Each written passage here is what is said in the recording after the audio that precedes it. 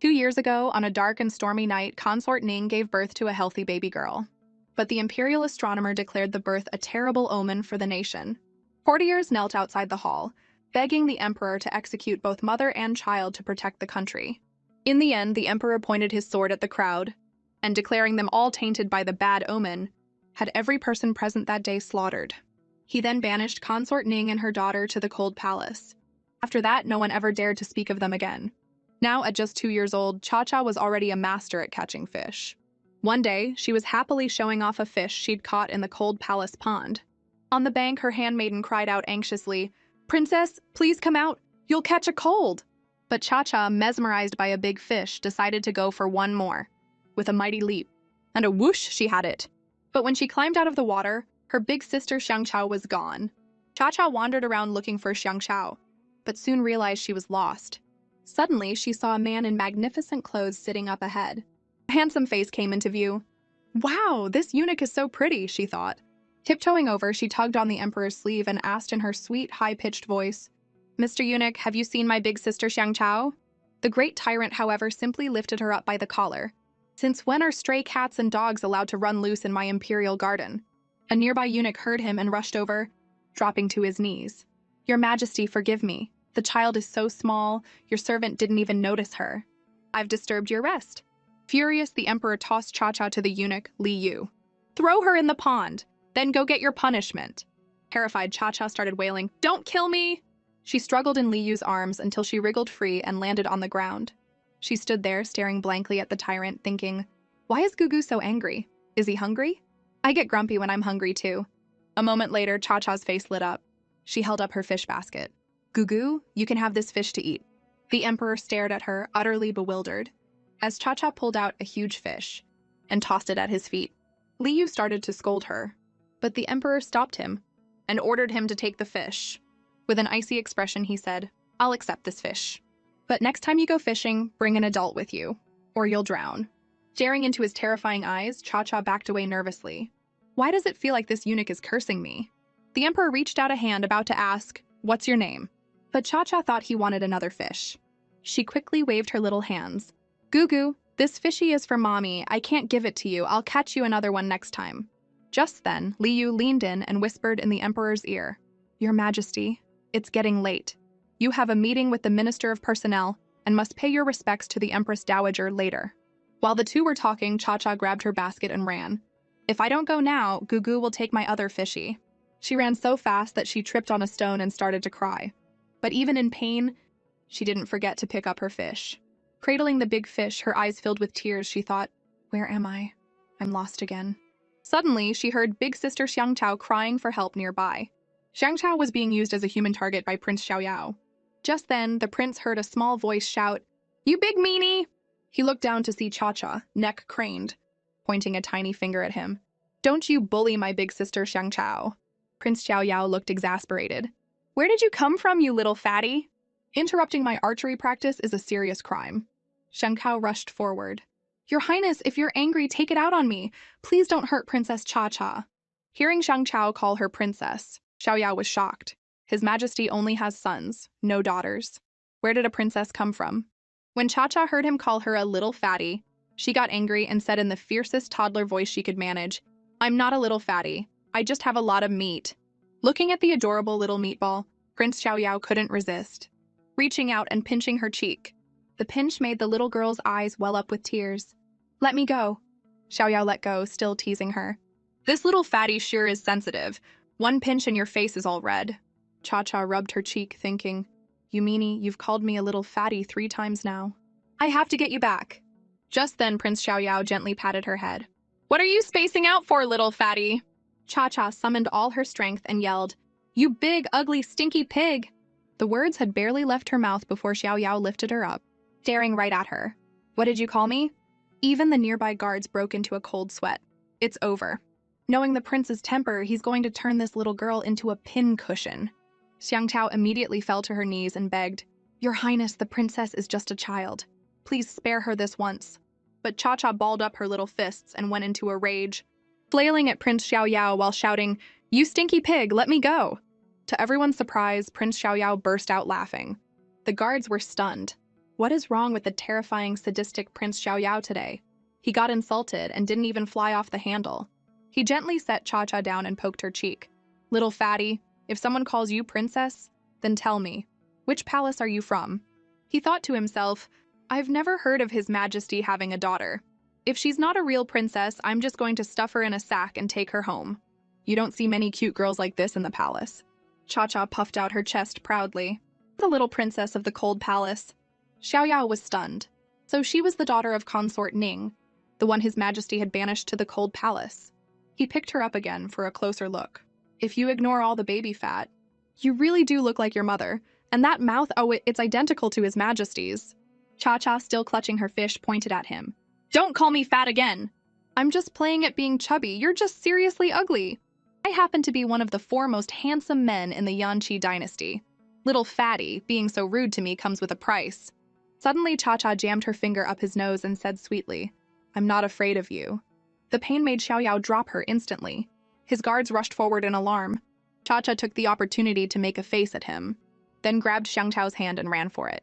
Back at the cold palace, she immediately started getting a fire ready to grill fish for her mother, smudging her face with ash until she looked like a little chimney sweep. Just then, Consort Ning emerged, her body weak. Cha-Cha rushed over to tell her she was grilling a fishy for her. You mustn't go fishing in the pond anymore, Ning said with concern. It's very dangerous, and Mommy worries. Cha-Cha looked hurt. Mommy is sick. I just wanted to get fish for Mommy to eat. Xiangchao chimed in. The little princess has been so determined to catch a fish to help you recover. On the way back, we even ran into Prince Xiaoyao. If it wasn't for the princess standing up for me, I'm afraid I would have been in serious trouble. Ning asked Cha-Cha worriedly. Did Prince Xiaoyao bully you? Cha-Cha beamed, bragging about how she not only called the mean uncle names, but also poked him in the nose. Ning was astonished. She could hardly imagine the fearsome Prince Xiaoyao getting a finger up his nose. She warned Cha-Cha that it was dangerous outside and that she should stay away from people like him from now on. Cha-Cha promised her mother and went back to grilling her fish. Sitting there, she thought about the fish she'd given Gugu and wondered if he would grill it too. That Gugu speaks so gently, not like that stinky pig who called me a little fatty. Cha-Cha sighed dramatically. Why are people so different? Meanwhile, the Tyrant Emperor was on his way to the Sinning Palace to pay his respects to the Empress Dowager. He ran into Prince Xiaoyao, who was on his way to do the same and refused to move aside. The Emperor laid into him with a few sarcastic remarks, and Xiaoyao reluctantly let him pass. Just then, Xiaoyao noticed the eunuch Li Yu was carrying a single fish. He thought, the little fatty had one and now my royal brother has one. Is this the new father-daughter street style? The 2 brothers went in to see the Empress Dowager together. Xiaoyao teased, Li Yu, that fish must be heavy. Why don't you give it to me? I can hold it for you. Absolutely not, Your Highness. This fish was a gift to His Majesty from a 2-year-old girl in the back hills. His Majesty treasures it and ordered me to guard it with my life. Hearing this, Xiaoyao guessed, that 2-year-old girl must be the little fatty. So my brother has met her, but he probably doesn't know she's his daughter, does he? The 2 of them greeted the Empress Dowager. The Emperor asked about her health, but she immediately changed the subject, dabbing at her eyes. If I don't get to hold a granddaughter soon, I don't think I'll have many days left. I recently watched a play called King of the Sea, and it taught me that if you cast a wide enough net, you're bound to catch a granddaughter. Starting today, you need to visit your consorts more often. If the women in the palace don't suit you, I'll arrange for a new selection of candidates immediately. Xiaoyao chimed in playfully. Mother, even if you want a granddaughter, you have to consider my brother's health. What if he wears himself out and still doesn't produce a princess? The Emperor's face darkened. He quickly told his mother, if you want a granddaughter, you should pressure our 3rd brother here. Maybe he'll get lucky and give you your first granddaughter. Seeing the Emperor pass the buck to him, Xiaoyao quickly made an excuse and slipped away. As he walked out, he muttered to himself, my brother actually tried to set me up. Fine. I'll just use his daughter to win over the Empress Dowager. Serves him right for not even remembering he has one. After leaving Sinning Palace, Xiaoyao was wandering aimlessly when he overheard a eunuch muttering foul language, cursing about how annoying it was to deliver meals to the cold palace. He then watched in disgust as the eunuch spat into the food. You've got some nerve, Xiaoyao's voice cut through the air, scaring the eunuch half to death. To tamper with your master's food and curse them. Let's see how I deal with you. He ordered his men to seize the eunuch and force him to eat every last bite of the defiled meal. Afterward, Xiaoyao made his way to the cold palace. From outside, he could hear Cha-Cha playing hide-and-seek. Peeking through a crack in the door, he saw the little girl run out of energy, her stomach rumbling loudly. Hearing the conversation between her and the maid, he realized that the princess had only eaten a little soup. So her mother could have more, and told her mother she was full, when in fact she was starving. Xiaoyao's heart clenched. The little fatty is going hungry. He immediately sent a guard to get some food. Just then, Cha-Cha heard a knock at the door. Food's here, she thought. But the person who appeared was Prince Xiaoyao. She pointed a finger at him. You're the stinky pig. Seeing the prince, Xiangchao quickly hid Cha-Cha behind her. Your Highness, please don't hold a grudge against a child. If you must blame someone, blame me. Consort Ning heard the commotion and came out. Xiangchao, get behind me. Cha-Cha, however, wouldn't stay still. Peeking out from behind Xiangchao, she stared with her big eyes and pointed at Xiaoyao. Mommy, that's the mean uncle who bullied me and big sister Xiangchao. She then added defiantly, Stinky pig, I'm the one who poked your nose. Don't you dare bully my mommy.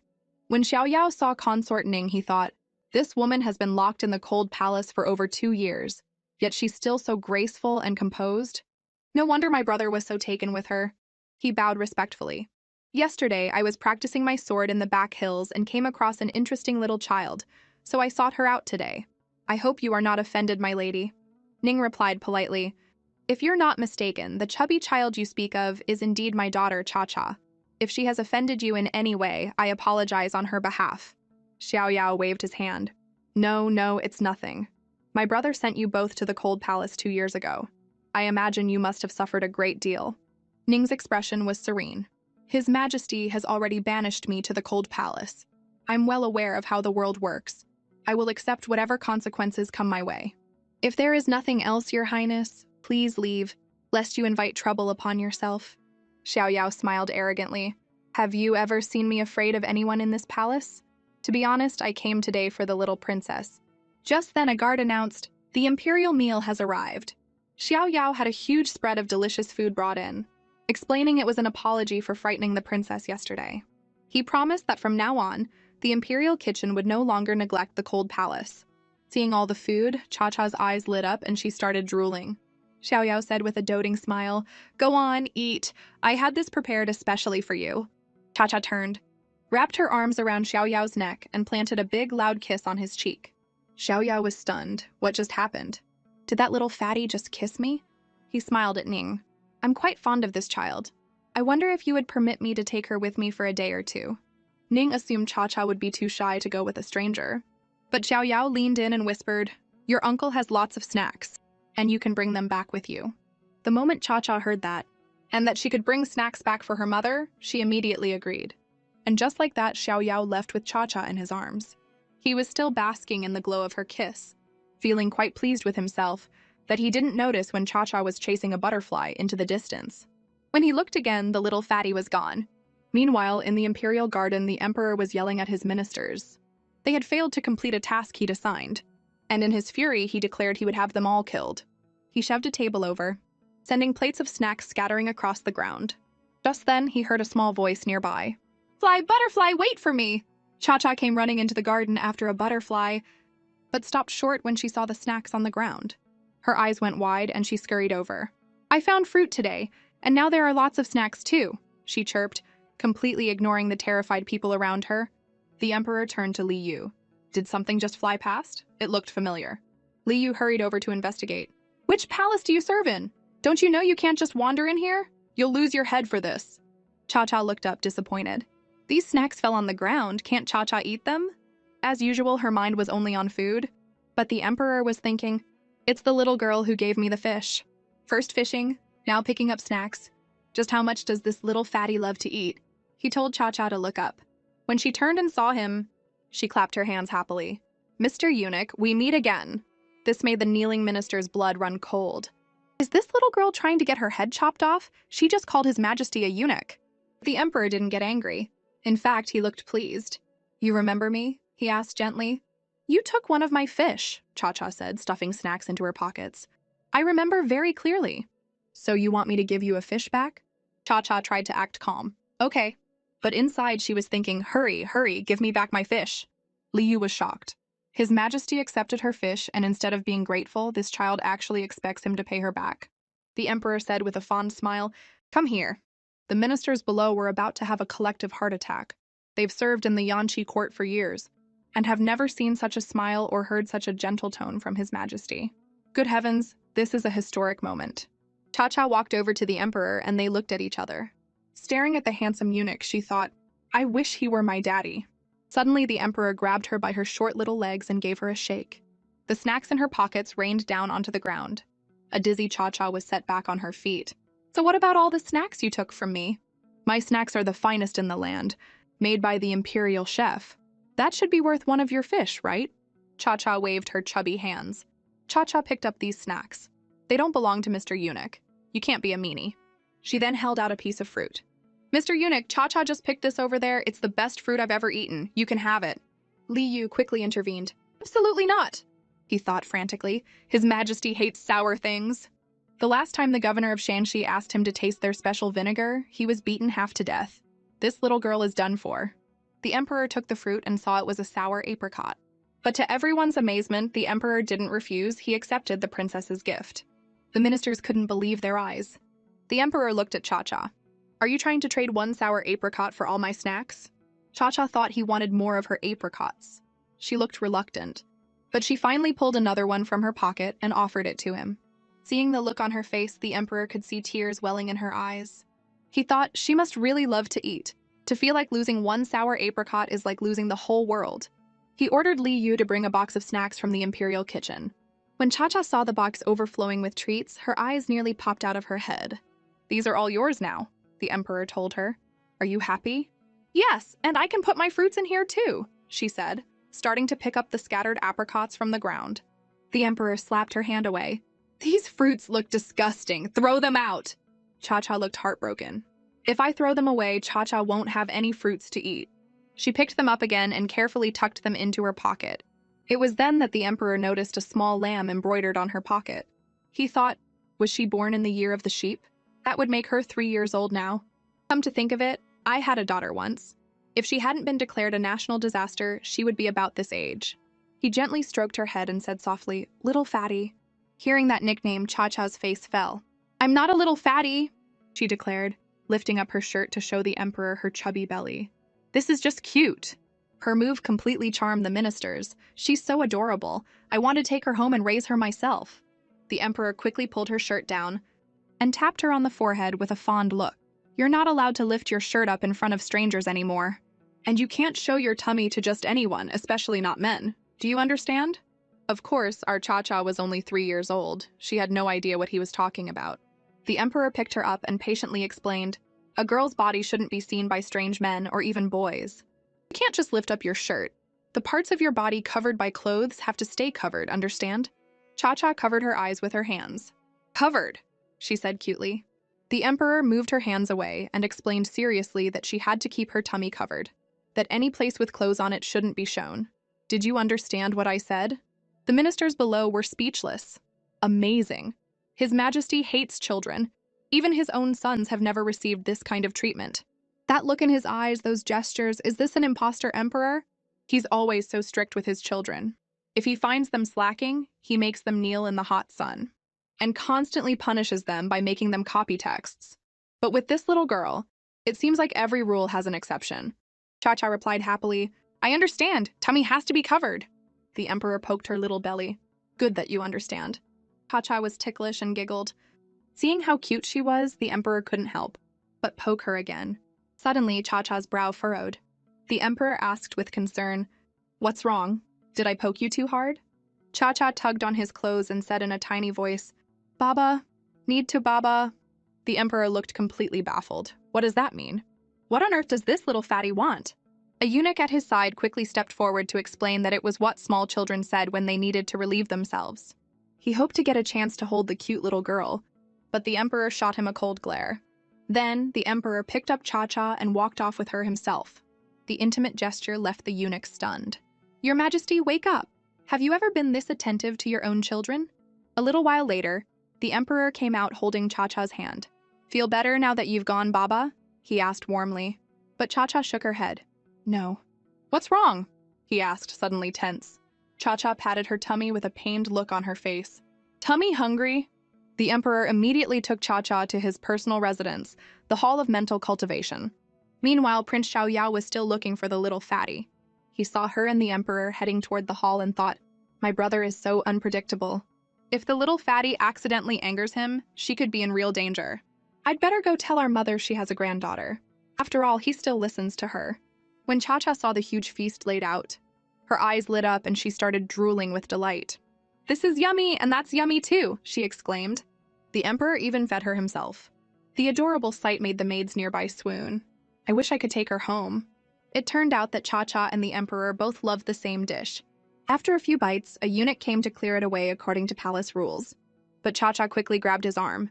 Goo, she pleaded, I want more of this. The emperor waved his hand, telling the eunuch to leave the dish. To let Cha-Cha eat more, he broke his own 3-bite rule. So what if this little bun loves it? I can go without for 3 months if I have to. Cha-Cha threw her arms around the emperor's neck. Mr. Eunuch is the best, she said sweetly. Just then, the Empress Dowager arrived. Where is my granddaughter? The Empress Dowager demanded as she walked in. Cha-Cha, trying to copy the emperor, attempted a formal greeting, peeking at him to get the moves right. The Empress Dowager went straight to her. My precious, so you're my granddaughter? Can you say imperial grandmother? Cha-Cha obliged in her tiny voice. Imperial grandmother. The Empress Dowager was delighted. But as soon as she picked Cha-Cha up, she heard her stomach growl. Cha-Cha reached out a hand. Goo, I want to eat more, she cried, already thinking about taking leftovers back for her mother. The Empress Dowager thought Cha-Cha was calling the emperor a dog and told him to teach her to say imperial father.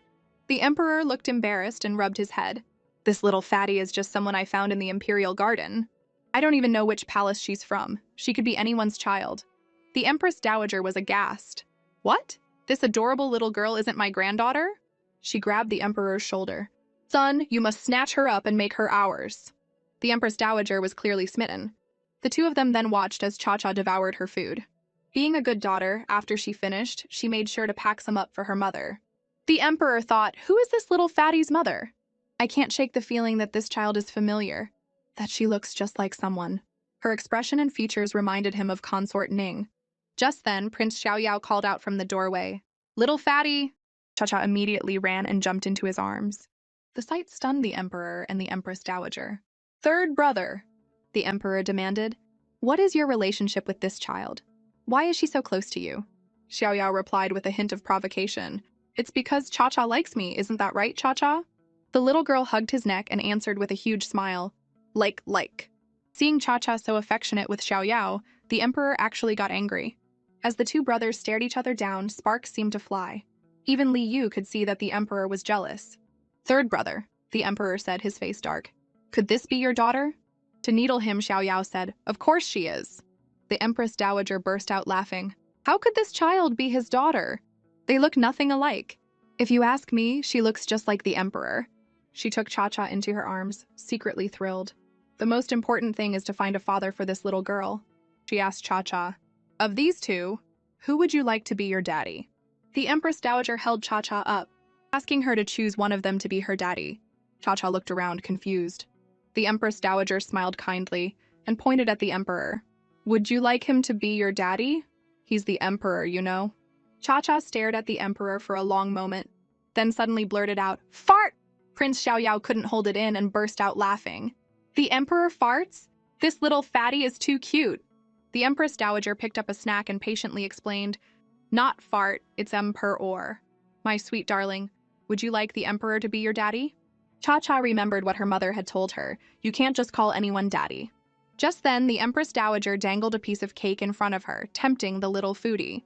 My sweet, if you pick one of these two to be your daddy, you'll have delicious snacks like this every single day. The moment Cha-Cha heard delicious snacks, she started swallowing hard. Snacks every day? Mommy can have yummy food, too. Seeing this tactic worked, Prince Xiaoyao held up a large platter of treats. I have some over here, too. Meanwhile, the emperor looked nervous, worried the little fatty would choose Xiaoyao. Cha-Cha stared blankly at the two men. Suddenly, she reached her arms out toward the emperor and said, Hold me! The emperor was a little flustered, but his heart was pounding with excitement. Cha-Cha's choice stunned Prince Xiaoyao. That's all it took? Could this be the legendary power of blood ties? The Empress Dowager roared with laughter and handed Cha-Cha to the emperor. Hold your little treasure! In the emperor's arms, Cha-Cha called out in a tiny voice, Daddy! The sound melted the emperor's heart. He thought, I have so many sons, and I hear daddy countless times a day. But this time is different. Watching the heartwarming scene, the Empress Dowager was incredibly moved. No matter how you look at it, the emperor and my sweet girl are cut from the same cloth. This is truly a granddaughter sent from heaven. Prince Xiaoyao, on the other hand, looked like he was about to cry. My happiness is dead. I worked so hard to win over the little fatty, only to lose everything the moment she met her real dad. Just then, Cha-Cha yawned. Sleepy. In the blink of an eye, she was fast asleep in the emperor's arms. As the emperor turned to leave with her, he said, Since the little fatty is asleep, mother and third brother, you should go home. We don't want too many people here to disturb her. Xiaoyao's face twisted in frustration. He was about to call the emperor heartless, but the Empress Dowager clapped a hand over his mouth. Tell me as soon as my granddaughter wakes up. The emperor tried to put Cha-Cha down, but she was clinging tightly to his neck. Li Yu saw an opportunity to hold the adorable little girl, but the emperor shot him a glare that made him freeze. And so the emperor held Cha-Cha in his arms, watching her sleep with a gentle expression. Li Yu carefully reminded him, In a little while, the Minister of Rights will be here for an audience. Before he could finish, the emperor cut him off. I'm not seeing anyone today. He then shooed Li Yu out of the room. Li Yu quickly shut the door, muttering to himself, This is the first time since His Majesty took the throne that he slacked off on his duties, and it's all to watch a little girl sleep. In her dreams, Cha-Cha saw mountains of delicious food and, without realizing it, started nibbling on the emperor's chest as if it were a chicken leg. When the emperor woke up to go to morning court, he found the little fatty gone, with only a lamb-embroidered pouch left behind. He ordered his men to search every corner of the palace, but they couldn't find her. In a rage, he threatened to have everyone beheaded. Li Yu timidly pointed out that besides the main palaces, there was one place they hadn't looked, the Cold Palace. The emperor fell silent for a moment. So, it seems that little fatty really might be my own daughter, but she was also the one the imperial astronomer declared would bring ruin to the nation. He couldn't think about that now. He quickly got up and prepared to head to the Cold Palace. Over in Yuehi Palace, Consort Shu was speaking to Consort Hua with a sly tone. His Majesty is looking for a 3-year-old girl. Everyone in the palace is saying it's Consort Ning's child from the Cold Palace. Consort Hua scoffed. So what? What trouble can one little child cause? Consort Shu began to stir the pot. With Consort Ning's methods, if she makes a comeback, she'll be whispering in His Majesty's ear, day and night. If that affects the third prince, it would be a terrible loss. Consort Hua slammed her teacup down. As long as I'm in this harem, Consort Ning can forget about escaping my grasp, let alone hurting my son. Even if His Majesty is bewitched by her, the entire court will protest. I refuse to believe he would go against all his ministers just for her. Seeing her plan had worked, Consort Shu smiled sweetly. Sister is truly wise. She thought to herself, just a little push, and Consort Hua is ready for a fight.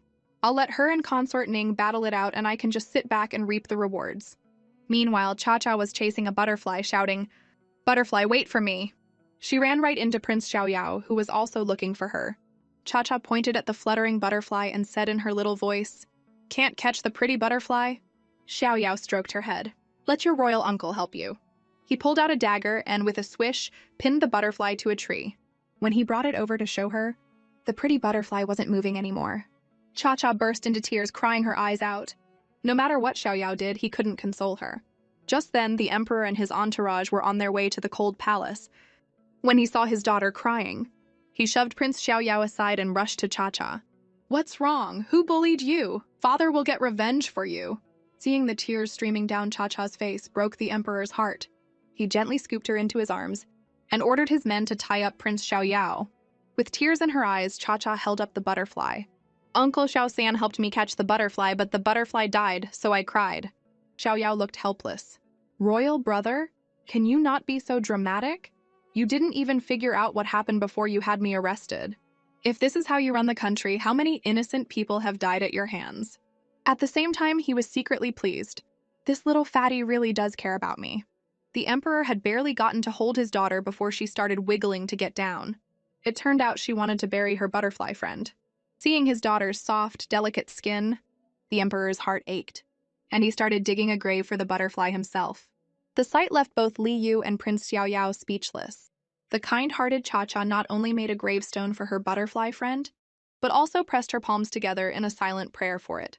The emperor watched her, his heart filled with pride. I can't believe I have such a kind daughter. At that moment, the restrained Prince Xiaoyao spoke up impatiently.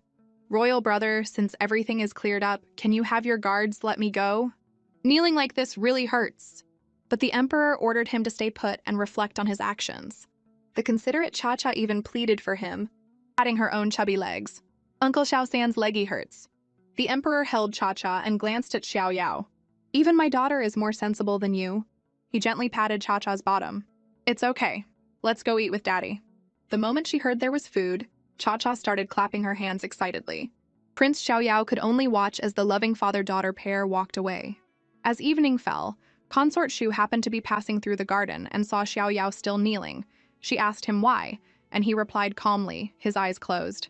I made my royal brother's daughter cry, so he's punishing me by making me kneel here and think. Consort Shu's face twisted in thought. Daughter? So that little girl really is the bastard child Consort Ning had with his majesty. He publicly humiliated Prince Xiaoyao for his daughter. She put on a smile. It's not that serious. I'll go speak to his majesty and ask him to let you off. But Xiaoyao refused. There's no need, my lady.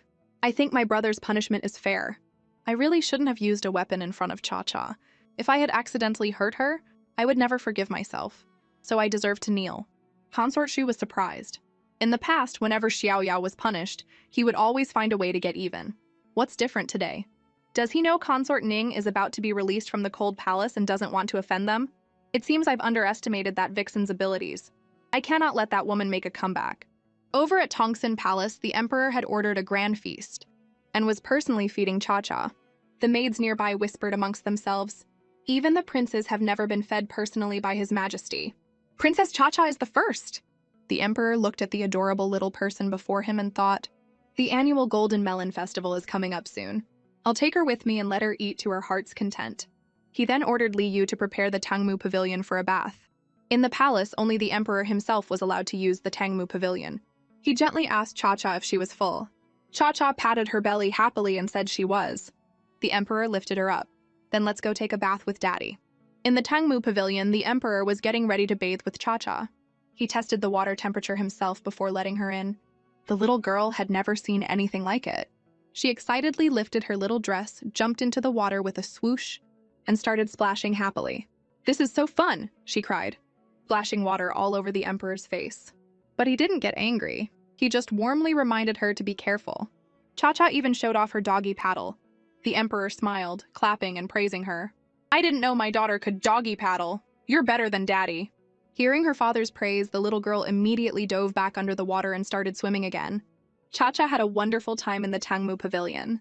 After the bath, the emperor, worried she would catch a cold, wrapped her in a large towel. Just then, Li Yu noticed a rustle at the door curtain and barked, Who's there? Get out here! How dare you hide here? Xiang Chao quickly knelt down, kowtowing repeatedly. Your servant Xiang Chao means no harm. My lady heard that your majesty had brought the little princess back, and was worried she might be a handful, so she sent me to check on her. Please spare my life, your majesty. The emperor looked at the handmaiden, Xiang Chao. She seemed familiar. Who is your lady? He asked. Sweating profusely, Xiang Chao replied, She is Consort Ning, who was sent to the cold palace 2 years ago. Hearing Ning's name, the emperor paused for a moment, then asked coldly, Besides having you check on Cha-Cha, did she ask for anything else? Like for me to release her from the cold palace? Xiang Chao shook her head. She only asked me to check on Princess Cha-Cha, nothing else. He gritted his teeth in frustration. That foolish woman Ning! She doesn't even know how to seize an opportunity like this. Has she actually grown fond of the cold palace? He angrily told Xiang Chao, Go tell your consort Ning that from now on, I will raise Cha-Cha myself. She won't be returning to the cold palace. You may leave. Your Majesty, Cha-Cha is my lady's entire world. Without the princess, you might as well take her life. Xiang Chao knelt, begging for mercy. The emperor, worried she would wake Cha-Cha, had her thrown out. The next morning, little Princess Cha-Cha woke up to see 2 strangers by her bed. She nervously shrank back under the covers. A young eunuch explained that the emperor had gone to court, but had left specific instructions for them to serve her breakfast as soon as she woke up, and then take her to play in the imperial garden. The little foodie heard there was food and immediately agreed. Soon Cha-Cha was outside with 2 young eunuchs. As they passed through a garden, she saw a young boy who looked a lot like her daddy sleeping on a rock. The more she looked, the prettier he seemed. She couldn't resist poking his cheek, but he didn't move. She suddenly remembered how her butterfly friend had stopped moving after Uncle Xiao-san had poked it. Is the little big brother dead? Just as Cha-Cha was telling the two eunuchs, the little big brother is dead. Consort Hua, who was looking for her truant son Changye, happened to overhear. Hearing her son was dead, she broke down, grabbing him and wailing. The scene stunned everyone present. Changye, dazed from being shaken so hard, rubbed his head. Who died? At that moment, Cha-Cha started clapping happily. Yay, the little big brother isn't dead! The moment Changye saw Cha-Cha, his eyes lit up. Where did this adorable little sister come from? He was about to go over and say hello, when Consort Hua grabbed him by the ear. You brat, get back to Yuehi Palace right now.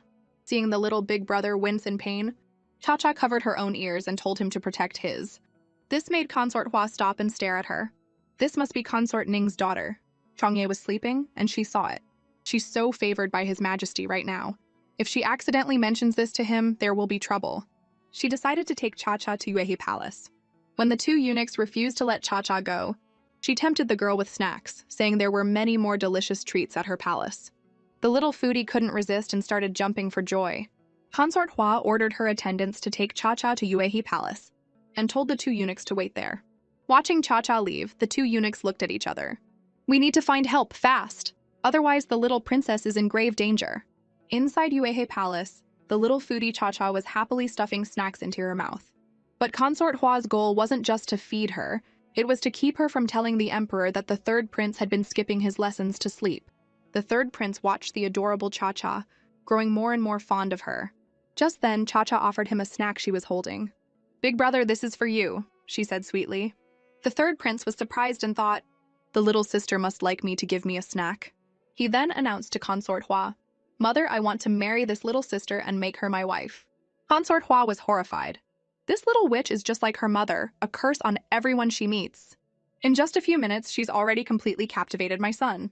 If His Majesty really releases them from the cold palace and reinvestigates what happened back then, the consequences will be unimaginable. It could even threaten my entire family. She slammed her teacup down and pointed a finger at Cha-Cha.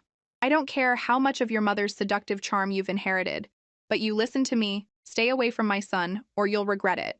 She then ordered her servants to throw Cha-Cha out. Thankfully, the third prince shielded Cha-Cha behind him. The little girl was terrified, trembling behind her big brother and crying, I want daddy! Just then, Prince Xiaoyao appeared. When Cha-Cha saw her Uncle Xiao-san, it was like she'd found a lifeline. With tears in her eyes, she threw herself into his arms. Xiaoyao felt her trembling and knew something was wrong. He demanded to know what Consort Hua had done to her. Guilty Consort Hua couldn't tell the truth and acted nonchalant. What could I possibly do to a little girl? I was just warning her not to follow in the footsteps of her mother, who brought chaos to the palace. But she was thinking, is Xiaoyao really going to stand up for this girl? To her surprise, Xiaoyao's face darkened and he spoke to her with a menacing tone. She's just a 2-year-old child. Your actions were excessive, my lady. You should understand something, she calls me uncle, and I genuinely love this little girl. I don't care what you do in the harem, but you are not to touch Cha-Cha. With that, he swept Cha-Cha into his arms and left, leaving a very confused Consort Hua behind. After leaving Yuehi Palace, Cha-Cha whispered in Xiaoyao's arms, Uncle Xiao-san. Xiaoyao pinched her chubby cheek. Don't worry. With your uncle here, no one can bully our Cha-Cha. The little girl finally smiled. It was a good thing the two eunuchs had run into Xiaoyao in the garden. Otherwise, who knows what would have happened. Just then, Cha-Cha planted another big kiss on his cheek. Like Uncle Xiao-san, she declared happily. Xiaoyao felt like he could fly. The little fatty kissed me again. He asked her why she was out so early. Where do you want to play? Your uncle will take you. The thoughtful Cha-Cha replied, I miss mommy. I want to see mommy. Xiaoyao happily agreed, leaving the two eunuchs behind as he took Cha-Cha to the cold palace. The moment they arrived, the little girl couldn't wait and ran inside. She pushed the door open with all her might and rushed to her mother's side. Consort Ning had fallen ill with worry after the emperor declared Cha-Cha wouldn't be returning. Cha-Cha wiped her mother's tears. Don't cry, mama. Cha-Cha will go catch a fishy for you. Just then, the emperor suddenly appeared, calling Cha-Cha's name with a cold voice. Cha-Cha tugged on his sleeve and said with a trembling lip, Mommy is sick. He wanted to take Cha-Cha and scolded Xiaoyao. This is all your fault. Xiaoyao looked helpless. Is it wrong for the little fatty to want to see her mother?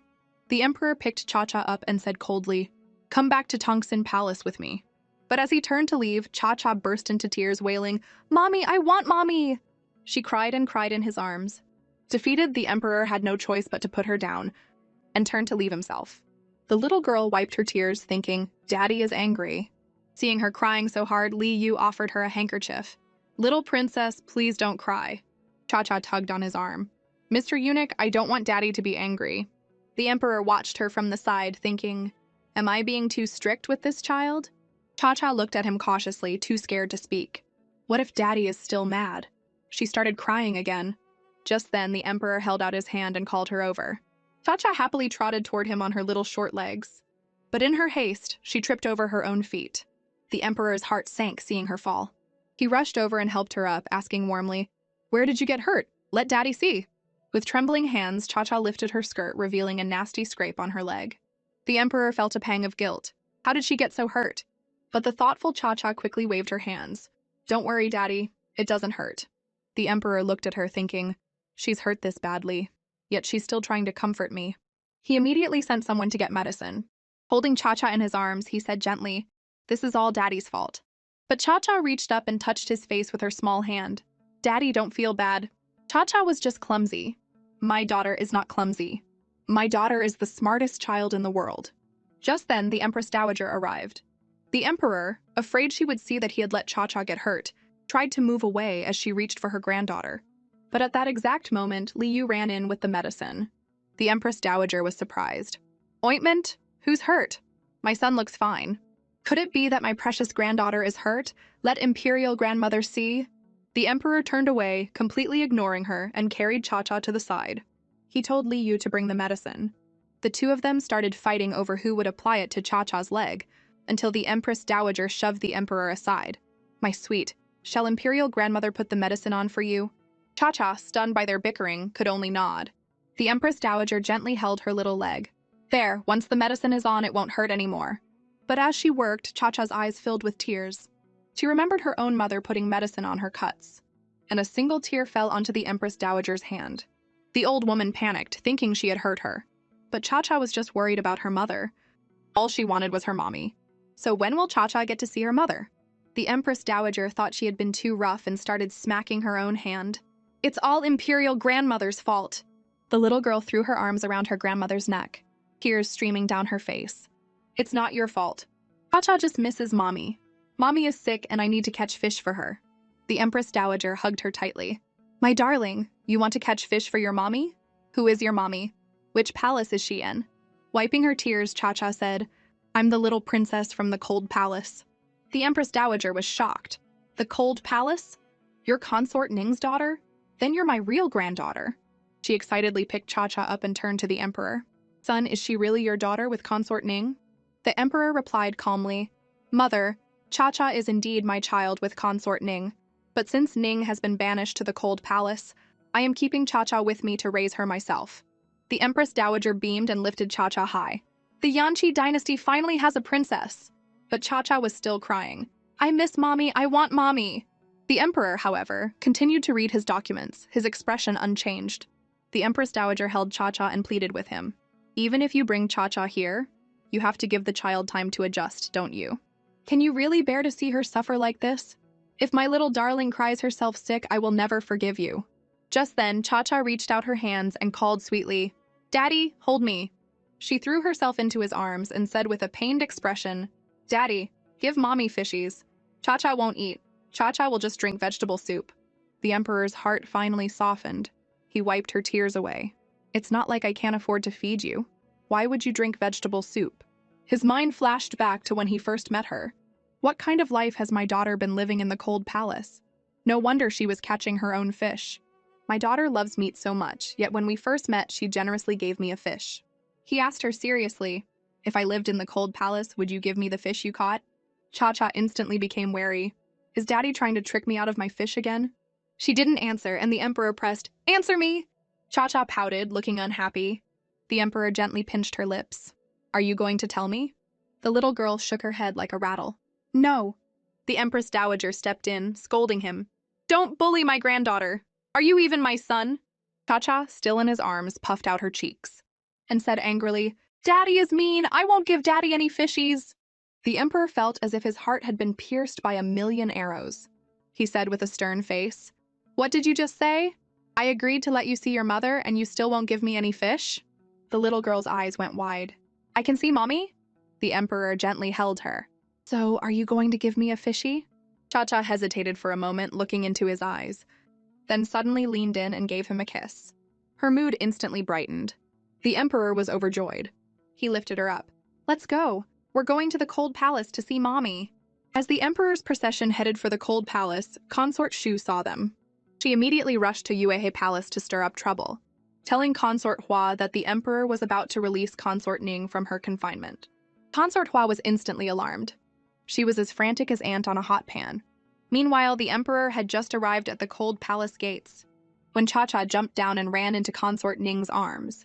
Li Yu was about to interrupt, but the emperor stopped him. Seeing the emperor, Consort Ning hurried over to greet him formally. The emperor thought, "She's clearly sick, yet she comes out like this. When will this woman ever learn to take care of herself?" "Rise," he said coolly, before walking into the cold palace himself. Cha-Cha happily took her mother's hand. "Mommy, let's go find Daddy inside." Seeing them walk in together, laughing and talking, made the emperor a little jealous. How can this heartwarming scene not include me? He called Cha-Cha over to him. When she refused to let go of her mother's hand, he tempted her with food. "Come here and Daddy will give you meat to eat." Consort Ning felt a little overwhelmed. His Majesty is actually willing to acknowledge Cha-Cha as his daughter. Cha-Cha sat on the emperor's lap and said happily, "Mommy, come over here too." Ning was still reeling from hearing the emperor call Cha-Cha daughter, and just stood there stunned. Suddenly, the emperor slammed his hand on the table. "My daughter told you to come over here, didn't you hear her?" Ning looked at him in shock, unsure what to do. The emperor thought, "Does this woman think I'm a ghost or a plague? Why is she standing so far away?" Sensing the tense atmosphere, Cha-Cha reached up and pinched the emperor's cheek. "Daddy, don't yell at Mommy. Daddy and Mommy have to be nice to each other. Mommy loves Cha-Cha, so Daddy has to love Mommy and Cha-Cha." The emperor was surprised that a child could say such a thing. He lifted her up and asked seriously, "Who taught you to say that? Your mother?" He stole a glance at Ning, secretly pleased. "That's my daughter, all right. She knows just what to say." Ning was clearly flustered. The atmosphere was delicate, but before anything else could happen, they heard a commotion outside. "Who is making such a racket out there?" the emperor demanded angrily. Consort Hua and Consort Shu entered and knelt before him. He was not pleased. "Why are you two here? Did you find out my schedule and come here specifically to block my way?" Seeing the other two consorts, Ning thought, "This is for the best. Now His Majesty won't stay too long. If he stays, I don't think my heart can remain steady." Consort Hua spoke up, saying she had something important to discuss. She feigned a pitiful look, not wanting to talk while kneeling, but the emperor coldly refused her request to stand. Undeterred, Hua continued, 3 years ago, the imperial astronomer determined that Consort Ning and her daughter were bad omens that would threaten the nation's fortune. If you release her from the cold palace, aren't you afraid of angering the court officials and having them protest? The emperor would not tolerate her provocations. "Insolence! When did it become your place to tell me how to do my job?" Terrified, Hua started kowtowing. Cha-Cha covered her ears. She remembered that this lady had given her snacks, but now her daddy was yelling again. Consort Shu was smarter and knelt silently. It didn't matter to her which one of them fell, either way she stood to gain. Just then, Cha-Cha jumped down and bravely stood in front of Consort Hua. Don't scold her," she told the emperor. "She gave Cha-Cha snacks, don't scold her." Consort Hua stared at the kind-hearted Cha-Cha, thinking, "Is this little girl defending me because I gave her snacks? But even if His Majesty adores her, will he really listen to a child who can barely speak clearly?" To her astonishment, the emperor actually told them both to rise. Consort Hua couldn't believe it. His Majesty actually listened to this child. It seems this little girl cannot be allowed to live. But while she was spared a severe punishment, she wasn't off the hook entirely. The emperor sentenced them both to go fishing in the imperial garden pond. Hua was stunned by the punishment. Shu, worried the emperor might change his mind, quickly dragged her away. By the pond, Hua was fuming as she fished, blaming Shu for her predicament. Annoyed by Shu's whining, Hana told her to leave and think of a way to win the emperor's heart back from the cold palace. But not only was Hua not catching any fish, she was tripped by a rock Shu had kicked. Her foot slipped, and with a splash she fell into the pond. Worse, she couldn't swim. Her 2 eunuchs were also non-swimmers, and just stood on the bank, panicking. Just then, Princess Cha-Cha jumped into the pond and, with all her might, started pushing Hua toward the shore. Hua was in a daze. "What's that behind me?" Thankfully, she made it to the bank. Her eunuchs rushed over to see if she was okay. Just as she was about to lose her temper, she heard a ha-ha-ha from the pond. The eunuchs told her that it was Princess Cha-Cha who had saved her. At that moment, Cha-Cha popped out of the water, holding a huge fish, and happily climbed onto the bank. Hana stared at her in amazement. That little girl really did save me. Xiang Chao rushed over to check on Cha-Cha and wrapped her in a towel. Worried Hua might use this as an excuse to cause trouble, she prepared to leave. But Hua called out, "Stop!" She declared she was not an ungrateful person and would have the Imperial Kitchen's best chef cook the fish to repay Cha-Cha for saving her life. Cha-Cha looked confused. "What life-saving favor?" Xiang Chao quickly explained. "It means Lady Hua wants to treat you to the most delicious fish." The little girl's face lit up at the mention of food. "I want to eat," she cheered, raising her hands. Watching the adorable Cha-Cha, Hua couldn't help but think, no wonder His Majesty likes this child. She's just too cute. Suddenly, Cha-Cha added, "But..." Hana tensed up. But what?" She boldly declared, "One fish isn't enough." Before Hua or Xiang Chao could react, Cha-Cha toddled over to the pond, and just before jumping in, she turned back and announced, "Cha-Cha is going to catch a few more fish." In no time, she had another big one. Watching the pure and adorable Cha-Cha, Hua thought to herself, "This kid is actually pretty interesting." Xiang Chao brought a towel to wrap Cha-Cha in, but Hua took it from her. "Let me," she said with a slightly awkward smile. As she dried Cha-Cha off, she said, "Dry off so you don't get sick." This gesture stunned the nearby eunuchs and Xiang Chao. Hua then took Cha-Cha's hand, and they walked back to the cold palace together. Meanwhile, back at Chongsun Palace, the emperor heard from Li Yu that consort Hua had gone back to the cold palace, and with Princess Cha-Cha. The emperor immediately shot to his feet. "Let's go. To the cold palace. I want to see just what consort Hua is plotting." As he reached the entrance, he heard Hua's voice from inside. "Smash it hard, don't hold back." The emperor threw the doors open just in time to see Hua with Princess Cha-Cha. "How dare you!" he roared. "Put my daughter down!" Cha-Cha was delighted to see her daddy, and happily rubbed against his leg. But the emperor picked her up and gave her a thorough inspection. Only when he saw she was unhurt did he put her down. The little girl stumbled, dizzy. "Daddy, Cha-Cha is so dizzy." The emperor quickly scooped her up again and glared at Hua. "How did she bully you just now? Daddy will make it right." The little girl just pointed at the fire nearby and said happily, "Hee hee, fishy." Hua couldn't believe that the emperor saw her as such a wicked woman. She was about to explain when he cut her off with a roar. "Silence!" Terrified, Hua clamped her mouth shut. Li Yu quickly added, "The little princess is the apple of His Majesty's eye. For you to smash her like that is like smashing His Majesty's own heart and face." Hua was at a complete loss for words. It felt like a million wild animals were stampeding through her mind. How am I supposed to explain this? Who am I? Where am I? Just then, Consort Ning appeared. She hurried forward to explain to the emperor, "My sister and Cha-Cha caught a lot of big, fat fish today. We were just getting ready for a fish feast for lunch." The emperor looked around for a moment. "A misunderstanding? Then what was that about smashing my daughter?" With tears in her eyes, Hua explained, "Your subject was talking about smashing the fish." Only then did the emperor remember the fish hot pot Cha-Cha had pointed to. He finally realized his mistake. Now he was blushing as he said, "So, is this fish feast ready yet? My daughter is starving." The two women exchanged a look and a secret smile. "All right, we won't expose him." Soon the feast began. Seeing the large pot of fish hot pot, the little foodie Cha-Cha's eyes lit up. Consort Ning brought out a bib to put on her. The emperor was surprised to see the same lamb pattern from the lucky pouch Cha-Cha had left behind. Ning must have embroidered these herself. Quickly, the little foodie started digging in. The emperor expected Ning to serve him after she was done with Cha-Cha, at which point he would coolly refuse. He had the whole scene pictured in his head, but to his utter shock, Ning picked up a piece of fish and put it right into her own mouth. Next, Ning and Hua both gave Cha-Cha fish balls and fish slices. The emperor was completely ignored. He was furious. "Not a single one of them has noticed that I'm still hungry. If this is how they behave, they need to be taught a lesson." Just then, Li Yu came to report that the matter His Majesty had asked him to investigate had a lead. The person was caught and waiting outside. The emperor went out and was told by a guard that they had found a bracelet. Looking at it, he asked, "Why would a young eunuch have a woman's accessory? The material and craftsmanship don't look like something an ordinary person could get." The young eunuch, terrified, quickly confessed that the bracelet had been forced on him by consort Shu's handmaiden. His task was to report on the emperor's visits to the cold palace with the little princess. The emperor's face darkened with rage. Consort Shu dares to bribe even the people around me. He ordered the eunuch to be taken away and immediately executed. The bracelet in his hand was crushed to pieces. He then told Li Yu to conduct a thorough investigation into Consort Shu. By evening, the emperor was about to take a full-bellied Cha-Cha for a walk. Just then, Hua came running after them, pulling Ning along. "Your Majesty, we will accompany you." The emperor was by the pond with Cha-Cha, counting stars, when he suddenly grabbed Ning's hand. "Why are you so far away from me? Do you think I'm going to eat you?" He then shot a cold look at Hua. "You've had your fish feast, go back to your Yuehe palace." But Hua shamelessly replied, "I really like you three as a family. Why don't the four of us just be together?"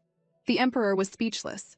To make things worse, Li Yu came to report that Prince Xiaoyao was requesting an urgent audience. Are these two determined to ruin my family time?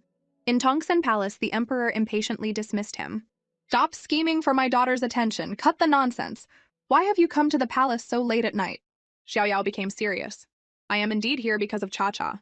Royal brother, you haven't forgotten what the imperial astronomer predicted about consort Ning and her daughter's fate 3 years ago, have you? Today, outside the palace, I happened to see that astronomer Shu Qiong discussing the matter again with consort Ning's father. Shu Qiong claimed that someone wants Cha-Cha and her mother dead.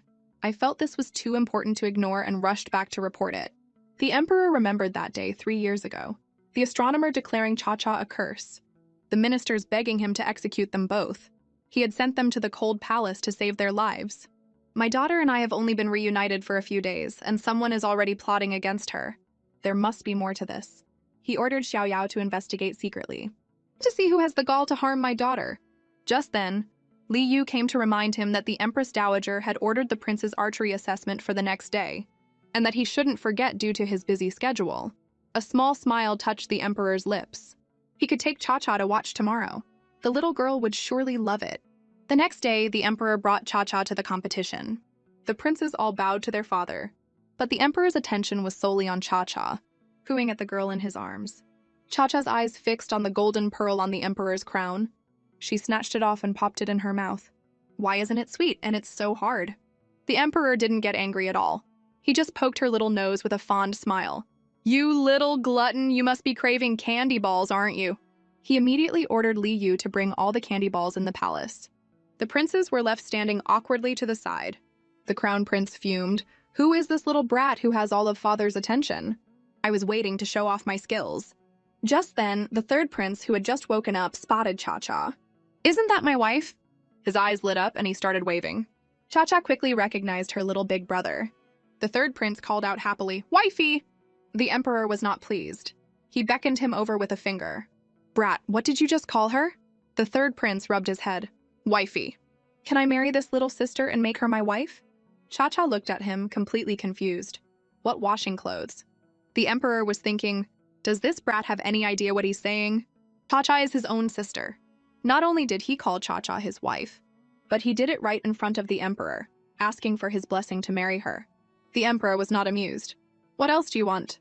The third prince said eagerly, "I came today to ask for your approval for our marriage. We can discuss everything else later." Just then, Li Yu arrived with a huge basin of candy balls. The little foodie Cha-Cha stared at the mountain of sweets, swallowing hard. "Daddy, I want to eat, I want to eat." Seeing Cha-Cha call the emperor Daddy, the third prince thought happily, "She's already calling him Daddy. My little sister must be eager to marry me." The emperor asked playfully, "So you want to get married?" The third prince blushed. "I want this little sister." Li Yu was horrified. "Your Highness, do you have any idea what you're saying?" But the emperor simply told him that Cha-Cha was his biological sister. The third prince started to say, "My own sister. Well then, I still want..." Before the words finally registered, he felt like he'd been struck by lightning. What did father just say? My own sister? Cha-Cha wrapped her arms around the emperor's neck. "This is my daddy," she said, then turned to the third prince and called sweetly, "Big brother." The third prince's heart shattered. He collapsed onto the ground. The cutest little sister in the world is actually my real sister. Seeing her brother fall, Cha-Cha rushed over to comfort him and popped a candy ball into his mouth. Looking at the adorable Cha-Cha, the third prince had no choice but to accept reality. Oh well, a sister is a sister. He got up and hugged her happily. From now on, I'll have a little sister to spoil me. The emperor snatched Cha-Cha back. All right, are you done? I'm here to assess your archery skills. Get back on the field. Cha-Cha cheered from the sidelines. Go, big brother, go. The third prince thought, my sister is watching. I can't mess this up. But his first arrow missed the target completely. He tried again, and still missed. Ah, so close, he muttered. The emperor watched him, a little surprised. This kid has never cared about his studies, but he's different today. He's actually trying. Next, it was the crown prince's turn. He also shot 2 arrows, and neither hit the target. The emperor knew that his eldest son, Chongjing, was too competitive, which often made him prone to mistakes. Just then, the prime minister, Helen Si, made a snide remark. I've heard the crown prince is both wise and brave, but it seems that was an exaggeration. And the third prince is just as useless as the rumors say. For the princes to miss so many shots, they have truly disappointed your majesty's efforts. Cha-Cha would not stand for this. She scrambled down from the emperor's lap, ran over to the prime minister and climbed onto his table. Pointing a tiny finger at his nose, she yelled, Listen here, you ugly, rotten egg. Cha-Cha's big brothers are the best in the whole world. Cha-Cha's brothers are the strongest in the whole world. The prime minister, Helen Si, slammed his hand on the table and shot to his feet. You insolent child! I am a pillar of the Yanqi nation. How dare you insult me? Be silent! Hearing this, the emperor's face darkened with rage. He pulled Cha-Cha into his arms. Cha-Cha is my youngest daughter, and she has never heard a harsh word in her life. And today, my dear minister, you dare to lecture my daughter? You truly are a pillar of our nation. Soon will you be lecturing me and the Empress Dowager as well? The prime minister broke into a cold sweat and started trembling. The emperor has been displeased with me for a long time. I can't give him an excuse to get rid of me over this. He immediately fell to his knees and started kowtowing, quickly trying to flatter the emperor. Although the princess is young, her spirit is as strong as any hero's. She truly has your majesty's presence. The emperor replied with a stern face. The son is quite strong on the archery field today, but everyone else seems fine. Only you, my dear minister, seem to have lost your head.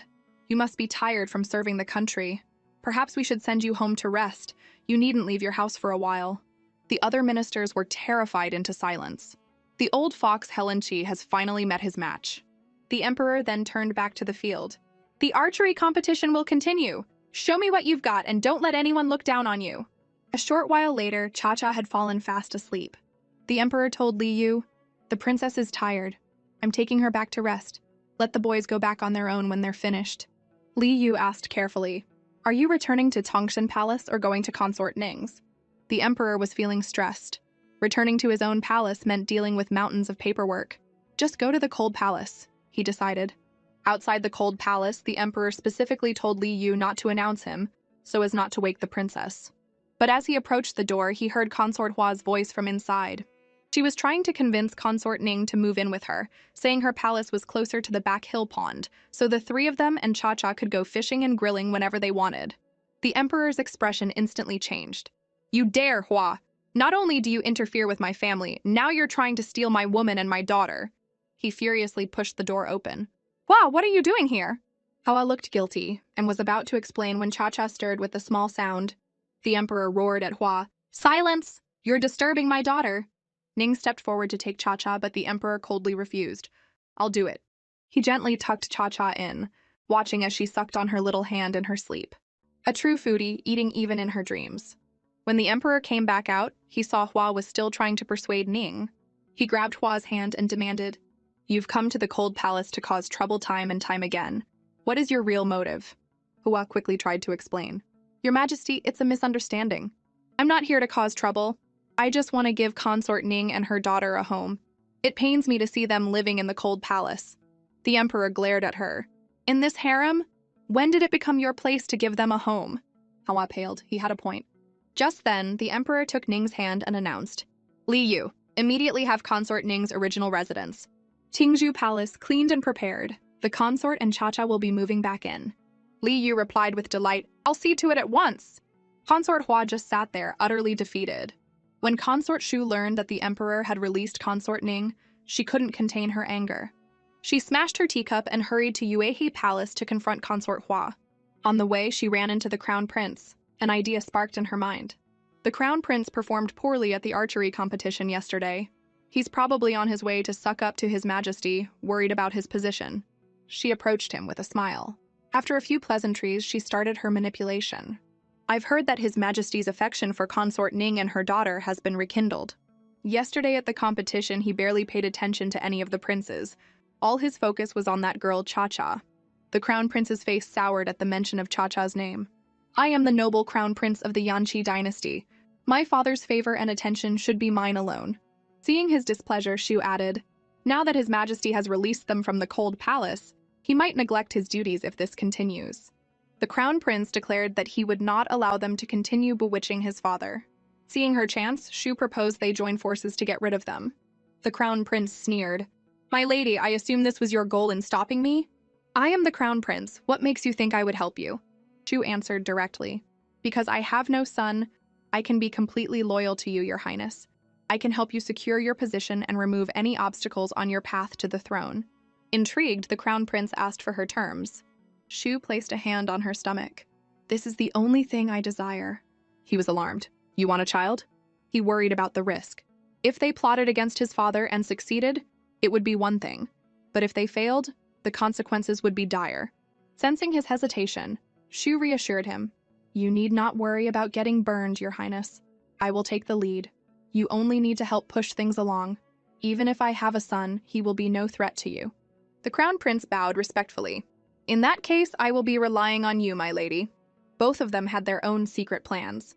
The Crown Prince had been wanting to place a spy in the harem, and Shu had just delivered herself to him. They had formed an alliance of convenience. Later, the Crown Prince went to Tongsun Palace and presented the Emperor with some exquisite snacks.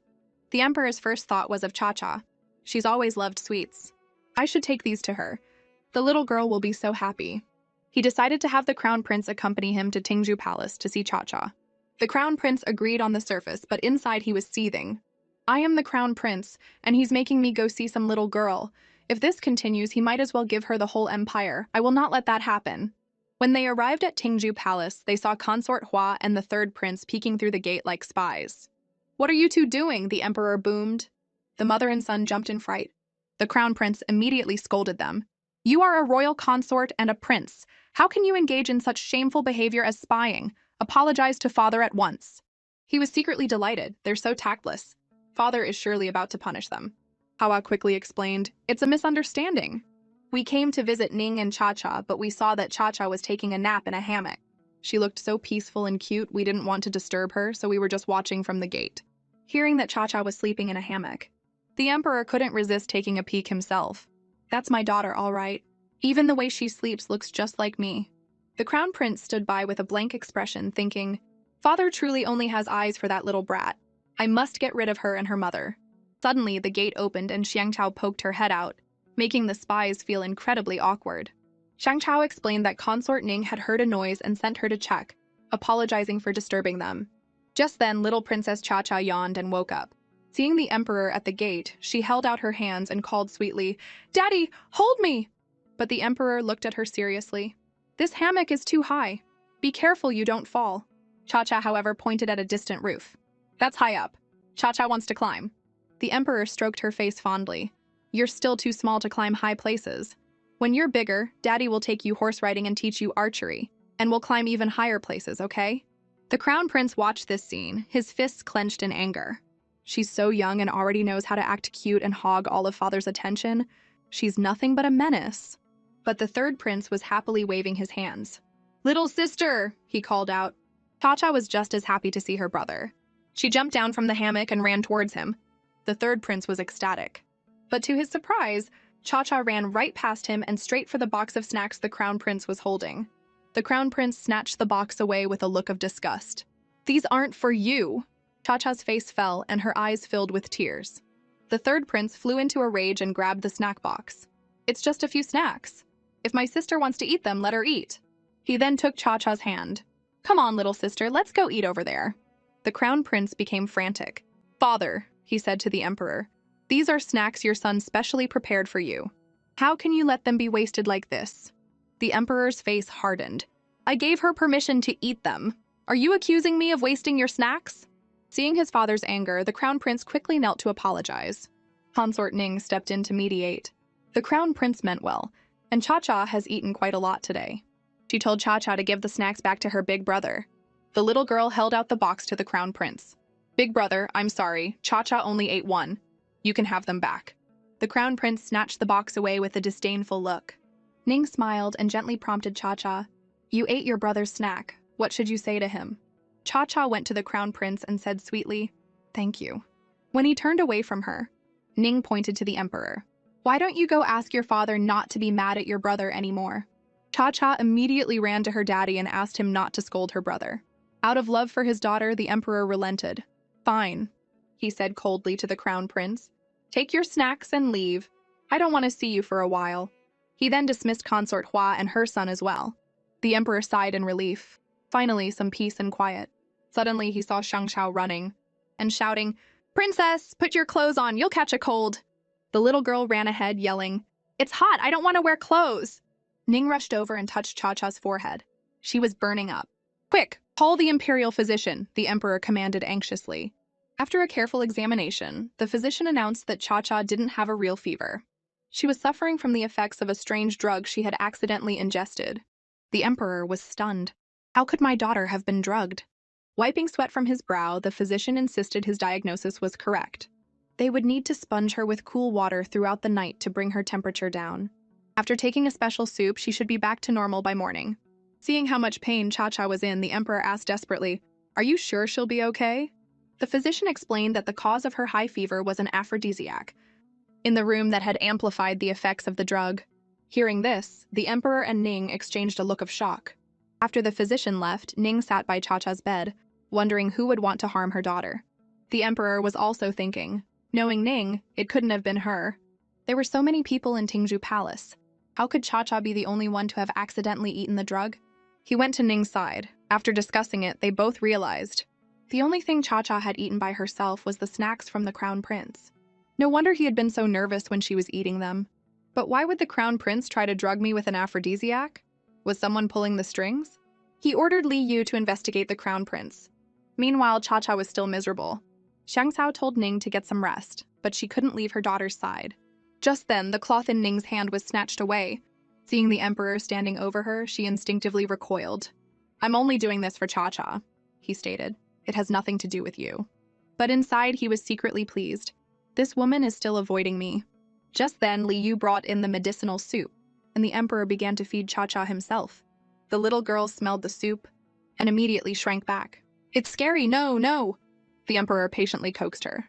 Cha-Cha took the bowl and looked at him with tears in her eyes, thinking, it smells bad, but if I drink it, Daddy and Mommy won't worry about me anymore, right? She then drank the whole thing down in one go. This little girl was so considerate. Seeing how much the emperor cared for Cha-Cha, Ning felt a sense of relief. She said carefully, It's getting late, Your Majesty. You should return to Tongxin Palace to rest. The emperor was silent for a moment. After putting Cha-Cha down, he turned to Ning. Every other consort in this palace hopes I will visit them, yet you want me to leave? Ning stammered and backed away, but he pulled her into his arms. Why do you resist me so much? I just want to take care of Cha-Cha with you. I won't leave until she wakes up. If you don't want to see me, you can go to the side chamber. As he lamented that, for all his power as emperor, he couldn't win the heart of the woman he loved, Li Yu came to report. The Minister of Personnel, the Imperial Censor, and the officials from the Astronomical Bureau are all kneeling outside the palace, requesting an audience. What were they doing here in the middle of the night?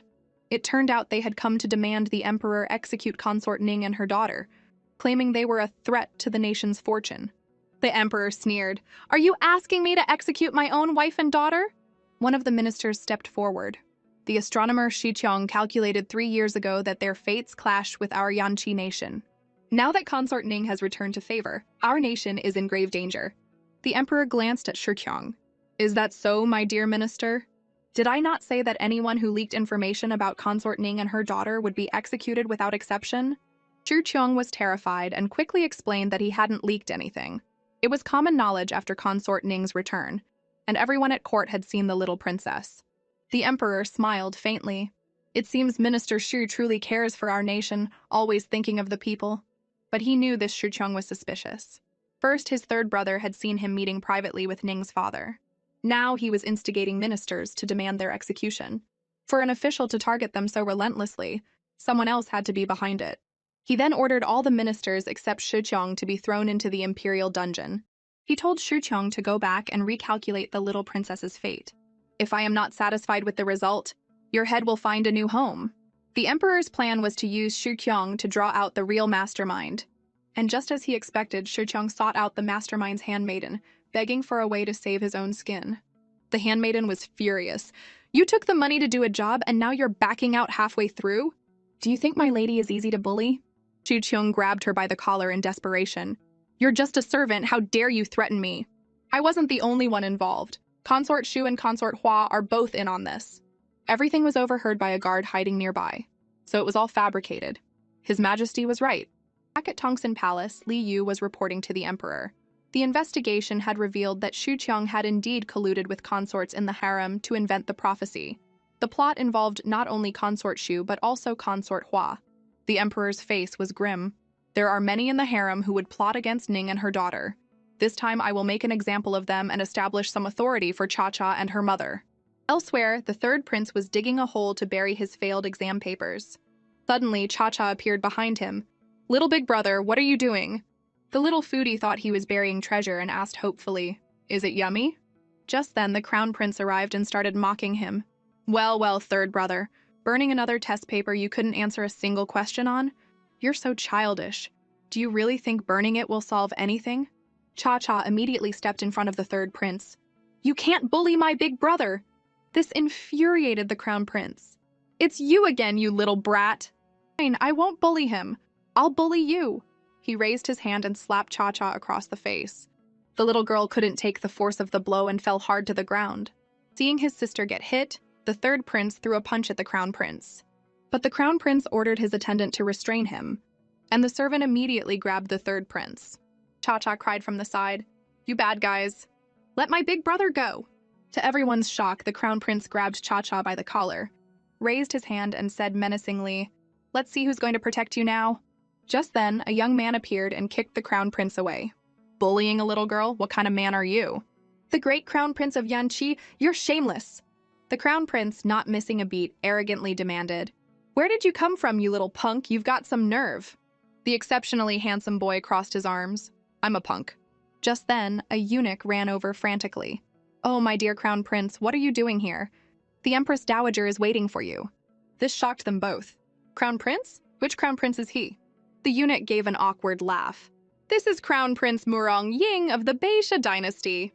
The Golden Melon Festival is about to begin, and he just arrived in Yanqi today. The Empress Dowager is waiting to see him. The third prince's jaw nearly hit the floor. This was the Murong Ying, the one who defeated all of Beisia's top fighters at age 7 and took control of political affairs by 9? The crown prince's heart filled with hostility, but he was afraid of being blamed by his father over the incident. He waved his hand dismissively. It was just a small misunderstanding. Since we have a guest from afar, make sure you serve him well. Then, making an excuse, the crown prince hurried away. But he had already logged this offense in his mind, determined to get his revenge. At that moment, little Princess Cha-Cha thanked the handsome boy in her sweet voice for saving her. Looking at the adorable little meatball, Murong Ying couldn't resist reaching out and pinching her chubby cheek. Noticing her hand was scraped, he helped her bandage the wound, telling the little girl not to get it wet for a few days. Cha-Cha happily thanked her new big brother. Murong Ying pinched her cheek again, saying with concern, Little dumpling, if any bad guys bully you and there's no one around to protect you, you run as far away as you can. Then go tell someone who can protect you, so they can bully them back for you, okay? Cha-Cha nodded with a smile, only half understanding. Just then, the overprotective third prince materialized between them, shielding Cha-Cha behind him and yelling, I've been putting up with you for a while now. Even if you're the crown prince of Beisha and you saved my sister, you can't just touch her face whenever you want. Murong Ying laughed. Your sister? Then where were you when someone was about to hit her? The third prince's face scrunched up in frustration. Little Cha-Cha hugged him and explained to Murong Ying, Big brother is very nice to Cha-Cha. He just can't win fights. Murong Ying roared with laughter. You've got a point, little dumpling. He then told Cha-Cha that he'd be in Yanqi for a while, and if anyone bullied her again, she should come find him. The third prince felt a huge sense of crisis. He grabbed Cha-Cha's hand. Don't listen to him. If anyone bullies you, your third brother will protect you. I'm going to train really hard. Not long after the third prince led Cha-Cha away, her stomach started to rumble. He took her to the imperial kitchen. Yummy, yummy, the little foodie exclaimed between bites, clearing an entire plate of snacks in no time. As the sun began to set, the third prince carried Cha-Cha on his back to Tingzhu Palace. When his mother, Hua, found out the crown prince had bullied Cha-Cha, she rolled up her sleeves, ready to march over and give him a piece of her mind. Was about to storm the Eastern Palace to demand justice. The tyrant emperor's voice stopped her from behind. The emperor recalled what his eunuch, Li Yu, had told him. Consort Shu had colluded with the astronomer Shu Qiong, and Hua was involved too. He stared at her for a moment. Why is she heading to the Eastern Palace? Is she the one plotting with the crown prince? He then reprimanded her. As a consort of the harem, you should know better than to approach the crown prince's residence. He is not your son, and he is the heir to the throne. You should avoid any suspicion. Hua was stunned. Does he think I'm plotting treason with the crown prince? What does he take me for? She explained, I only came to the Eastern Palace for Cha-Cha. Today at the Royal Academy, the crown prince hurt her. Is it wrong for me to demand justice for the little princess? Hearing his daughter was hurt, the emperor was instantly worried and demanded to know how badly she was injured. Hana said with a pained expression, the little princess hurt her hand. A child so small must be in terrible pain. The emperor thought, Hua wouldn't dare lie to me about this. It seems Chongjing really did hurt Cha-Cha. Still, I can't rule out that she's using this to stir up trouble. After all, her own hands aren't clean. He ordered Li Yu to escort Hua back to her palace, and then summon the crown prince to Tingzhu Palace. He himself headed there immediately. As soon as he entered, he anxiously asked how Cha-Cha was doing. The little girl waved her bandaged hand and smiled at him. It doesn't hurt anymore. It doesn't hurt. But the emperor was still worried. Consort Ning stepped forward, explaining she'd already looked at it. It was just a scrape and would be fine in a few days. The doting father, however, held Cha-Cha and said unhappily to Ning, an injury is an injury. As her mother, how can you be so casual about it? Do you even care about your daughter? When Ning remained silent, the emperor said coldly, it looks like her father has to be the one to get justice for her. He then asked Cha-Cha seriously, who hurt you? Before Cha-Cha could answer, Ning interrupted. Knowing the crown prince was involved and not wanting to blow things out of proportion, she said to the emperor, it was just children squabbling. I beg your majesty not to pursue it. The emperor was furious. I was asking Cha-Cha, not you. Your daughter gets hurt and you don't even want to know why. Are you really her mother? Don't you feel for her at all? Little did he know, Ning was doing all this for Cha-Cha's sake. Soon Li Yu returned to report that the crown prince wasn't in the Eastern Palace. He had likely gone outside the palace and men had been sent to find him. Meanwhile, the summoned crown prince was sharing a drink with the astronomer Shu Qiong. He wanted the astronomer to solve a puzzle for him. If there is someone you despise but everyone else adores them to the point of obsession, what could be the reason? The astronomer immediately thought, I've heard the crown prince and Princess Cha-Cha don't get along.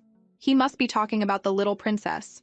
If I can get the crown prince on our side against consort Ning and her daughter, our chances of success will be much higher. Shu Qiong began to spin his tale. I have heard of a certain type of sorcery from the southern tribes that is most effective at confusing the mind. It's possible someone close to you has been put under a spell. Just as the crown prince was shocked by the word spell, a messenger arrived. Your Majesty summons you to Tingzhu Palace. The crown prince's face darkened. Father is calling for me at this hour? That little brat must have tattled on me. Before leaving, he told Shu Qiong to think of a way to break the spell, as he would likely need his help again.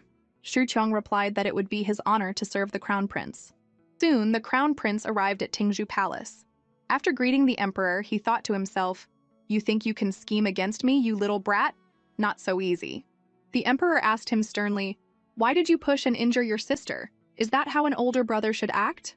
But the crown prince, rather than admitting fault, turned the tables. He claimed Cha-Cha was running wild in the palace and had barged into the Royal Academy. That is where my brothers and I study. It is not a place to be disturbed, disrupting the education of Yanqi's future leaders. As her older brother, I had to discipline her. Ning was shocked. The crown prince was the one who hurt Cha-Cha, yet he's blaming her for disrupting their studies. The emperor's face was grim. So, you're saying I've wrongly accused you? Just then, a burst of laughter echoed from a nearby rooftop. Murong Ying was sitting on the roof, mocking him loudly. The crown prince of Yanqi not only bullies the weak, but he's also a world-class liar. Shameless, truly shameless. He then leapt down gracefully, introduced himself, and bowed to the emperor. Cha-Cha chirped, little big brother. The crown prince, however, was thinking, what is this kid doing here? The emperor, not knowing the full story, roared at Murongying. "You dare trespass in my harem? What nerve?" Murongying calmly replied that he was there as a witness for the princess. The emperor was cold. "What witness? What does this have to do with you?" But at that moment, Cha-Cha ran to Murongying, happily shouting, "Little big brother!" Murongying picked her up and poked her chubby cheek. "Little dumpling, hurry and tell your father, wasn't I the one who saved you?" Cha-Cha waved her bandaged hand. "Yes, and big brother even bandaged my wound for me." Murongying smiled. "Good girl, little dumpling. So you're the little princess of Yanqi. It's a good thing I arrived when I did, or you would have been bullied again." He then held Cha-Cha and said to the emperor seriously, "I personally saw the crown prince of Yanqi bullying this little dumpling. Not only did he push her down, but he was about to kick her." He then pointed at the crown prince. "If I hadn't intervened, the consequences would have been unthinkable." The crown prince panicked and tried to explain, but the emperor silenced him with a bark. He then beckoned for Cha-Cha to come to him. The little girl toddled over on her chubby legs. The emperor asked her why she went to the academy, and she explained she was just going to pick up her third brother from school. Wanting to save a little face for his son, the emperor tried to dismiss Murongying. But Murongying stood his ground, saying that as a witness, he couldn't leave until justice was served. Otherwise, this crown prince of Yanqi will just start spouting lies again and falsely accuse the little dumpling. Seeing that Murongying wouldn't budge, the emperor huffed, picked up Cha-Cha, and prepared to leave himself. "Humph, if you won't go, I will. Don't trouble yourself, Prince of Beixia. I will see to it that Cha-Cha gets justice. Also, my harem has strict rules. A wall-climbing prince who has just arrived must not be aware." The emperor was getting jealous. How dare he call my daughter little dumpling and climb the walls to get into the harem? Is he trying to make a move on Cha-Cha? In his dreams. He ordered his men to escort Murongying back to his residence and have him study the palace rules.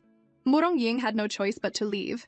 Cha-Cha said sweetly, "Little big brother, don't make daddy mad. We can play again next time." Hearing this, Murongying recalled his own father's warning.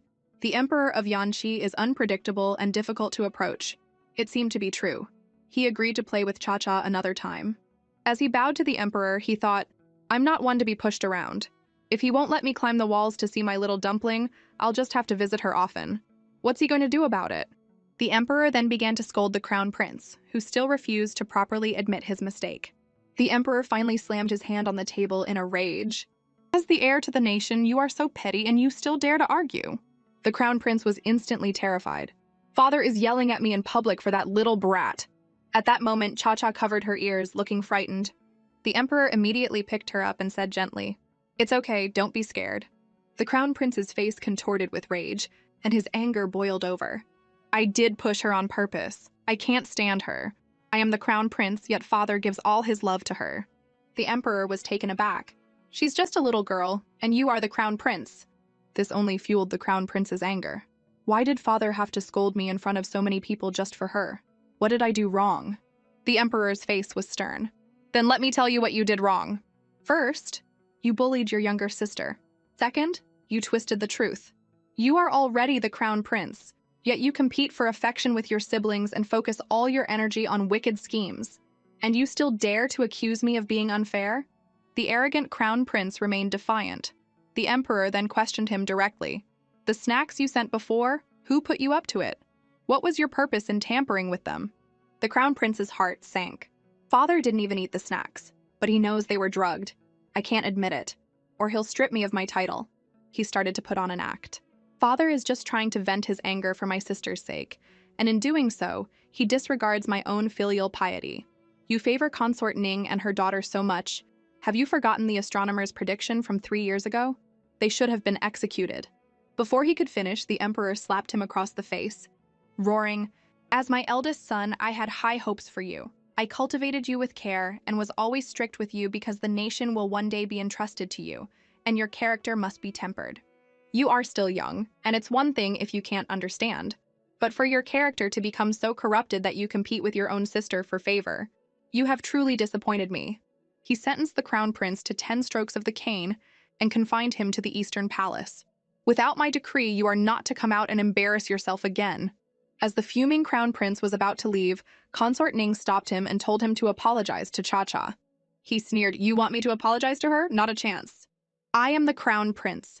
Even if I am to be punished, it is my father's decision." Since when does a woman of the harem have the right to tell me what to do? Ning pulled Cha-Cha in front of her. I am Cha-Cha's mother. No matter who bullies my daughter, I will get justice for her.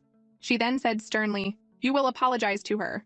The emperor glanced at Ning, thinking, now that's the attitude befitting my daughter's mother. He wrapped an arm around her. Consort Ning is right. As her older brother, you were in the wrong. Naturally, you must apologize to them. Cornered, the crown prince had no choice but to offer a grudging apology.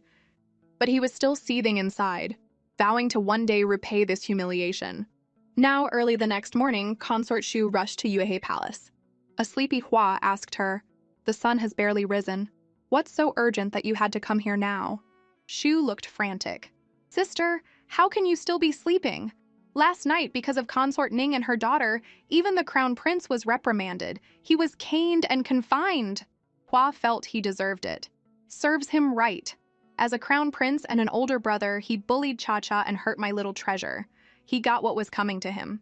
Shu was annoyed and grabbed Hua's arm. Sister, you're taking that brat's side now? Have you forgotten that 3 years ago you and I bribed Shu Qiong to frame Consort Ning and have them banished to the cold palace? A cold sweat broke out on Hua's back. It's true. Cha-Cha and Ning suffered in the cold palace for 3 years because of me. She glared at Shu. If His Majesty decides to reopen their case, you and I might not even get a proper burial. She yanked her arm away, yelling, I haven't lost my mind. I don't need you to remind me. If you're so scared of His Majesty digging up the past, then go back to your own palace and keep your mouth shut. Sensing Hua's tone, Shu quickly apologized, saying she was just worried her sister would act rashly. We need a long-term plan for Consort Ning and her daughter. We can't let them continue to bewitch His Majesty. Hana snapped. I don't need you to tell me what to do. You can go now. As Shu left, she thought to herself, we're in the same boat. You think you can get away? Dream on. Watching her leave, Hua was lost in thought. 3 years ago, I acted out of malice and made a terrible mistake. I will confess my sins. But it seems Shu is still determined to see Cha-Cha and Ning dead. I can't make the same mistake twice.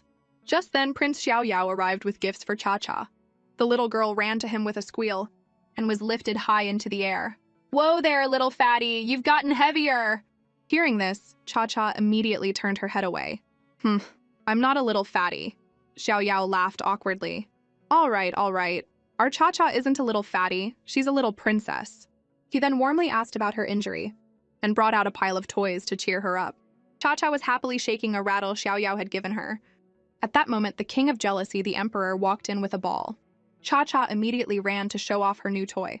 Daddy, look! Uncle Xiaosan gave it to me. The emperor took the rattle from her hand and gave her the ball. It's just a rattle, nothing special. Daddy brought you a ball. The little girl watched the ball bounce, clapping her hands. That's so fun! To the emperor's dismay, Xiaoyao then put on a mask and leaned close to Cha-Cha. Look, do you still recognize your uncle?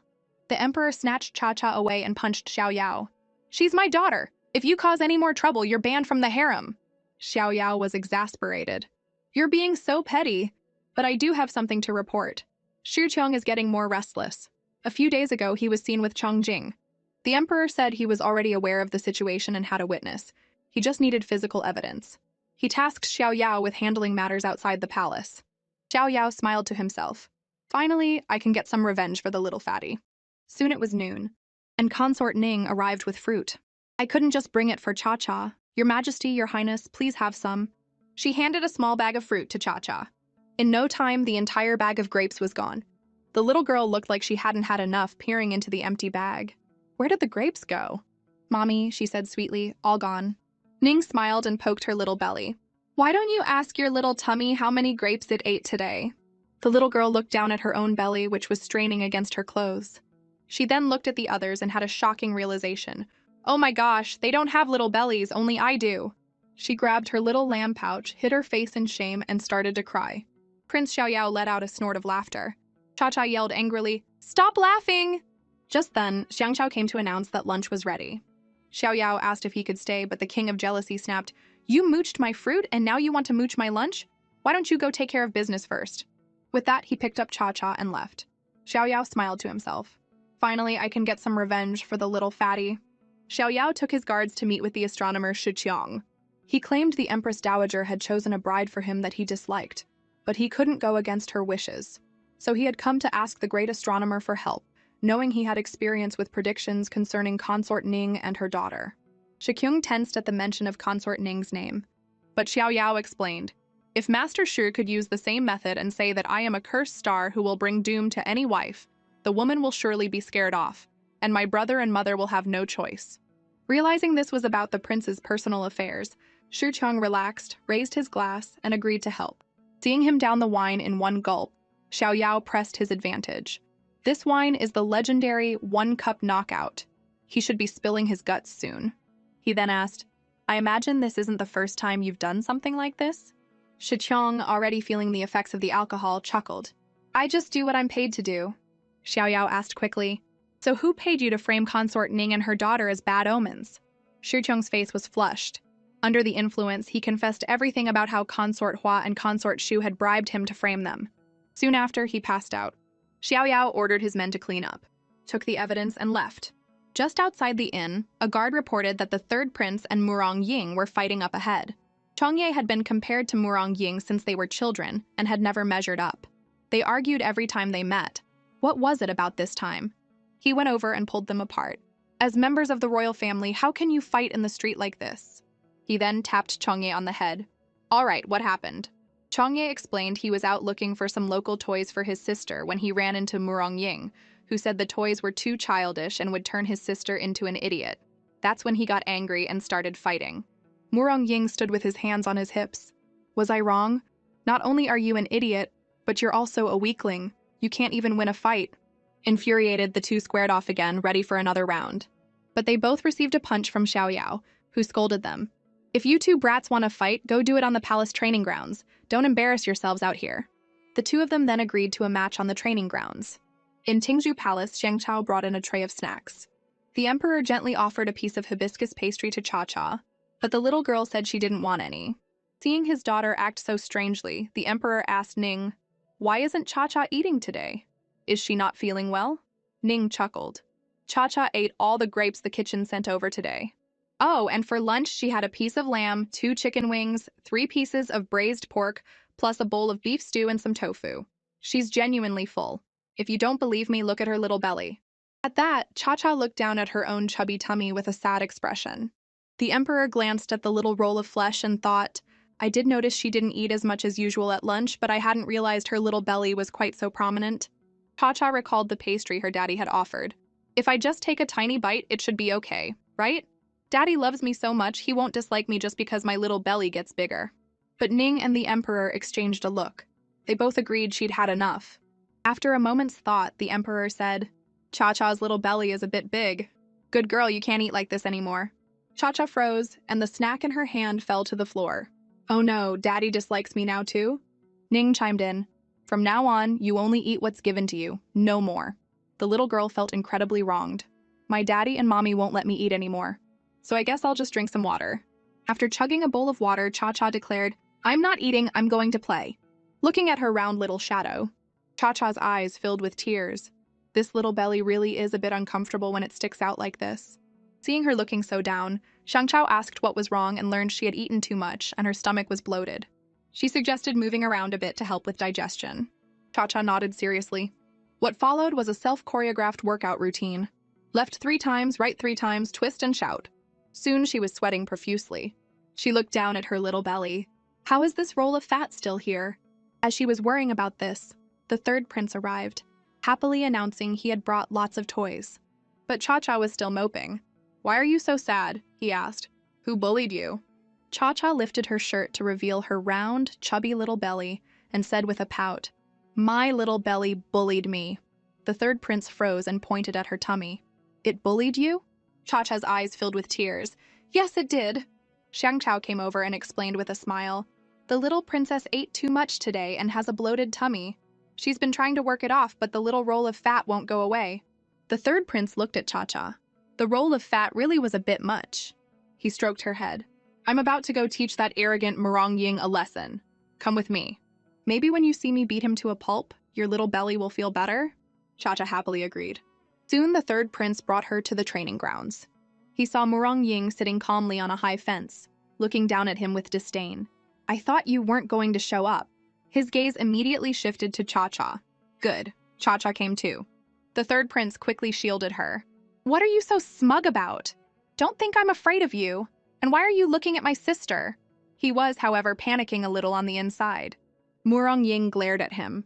You really don't know your own limits. After I'm done with you, I'll have a nice time playing with my little sister Cha-Cha. The two of them locked eyes, sparks flying. The third prince couldn't take it anymore. Were you born cross-eyed in a past life or something? Seeing her brother's discomfort, Cha-Cha asked with concern. Just then, Murong Ying jumped down from the fence, calling her name. The third prince pulled her back. Little sister, watch out for that idiot! Murong Ying immediately shot back. Who are you calling an idiot? The third prince said with bravado. Calling you an idiot! But he was once again KO'd by Murong Ying's comeback, nearly coughing up blood. To save face, he tried to act calm in front of Cha-Cha. Don't worry, little sister, Big Brother hasn't even shown his true strength yet. Seeing that her brother was okay, Cha-Cha clapped her hands happily. As long as Big Brother is okay! At that moment, Murong Ying stroked Cha-Cha's head. Little dumpling, do you remember me? Cha-Cha replied sweetly. I remember the little big brother who climbs walls. Hearing this, Murong Ying was overjoyed. He told her, My name is Murong Ying. Just from the name, you can tell we're a perfect match, right? Come on, little dumpling, call me Big Brother Murong. Cha-Cha obediently called out, Big Brother Murong! This completely melted his heart. Such an adorable little dumpling. If only I could take her back to Beixia. The third prince at his side roared, Stop talking nonsense! How dare you hit on my sister right in front of me? Do you think I'm dead? The overprotective brother pulled Cha-Cha into his arms. Murong Ying, don't even think about getting any ideas about my sister Cha-Cha. He then told her, Don't be fooled by this kid. He's the one who called people who play with rattles idiots. You love playing with them, so he was calling you an idiot. We're not playing with him. The little girl seemed to understand and nodded. Murong Ying, however, was a master of double standards. Stop trying to stir up trouble. It's idiotic when you play with a rattle, but when Cha-Cha plays with it, it's adorable. The third prince was clearly outmatched.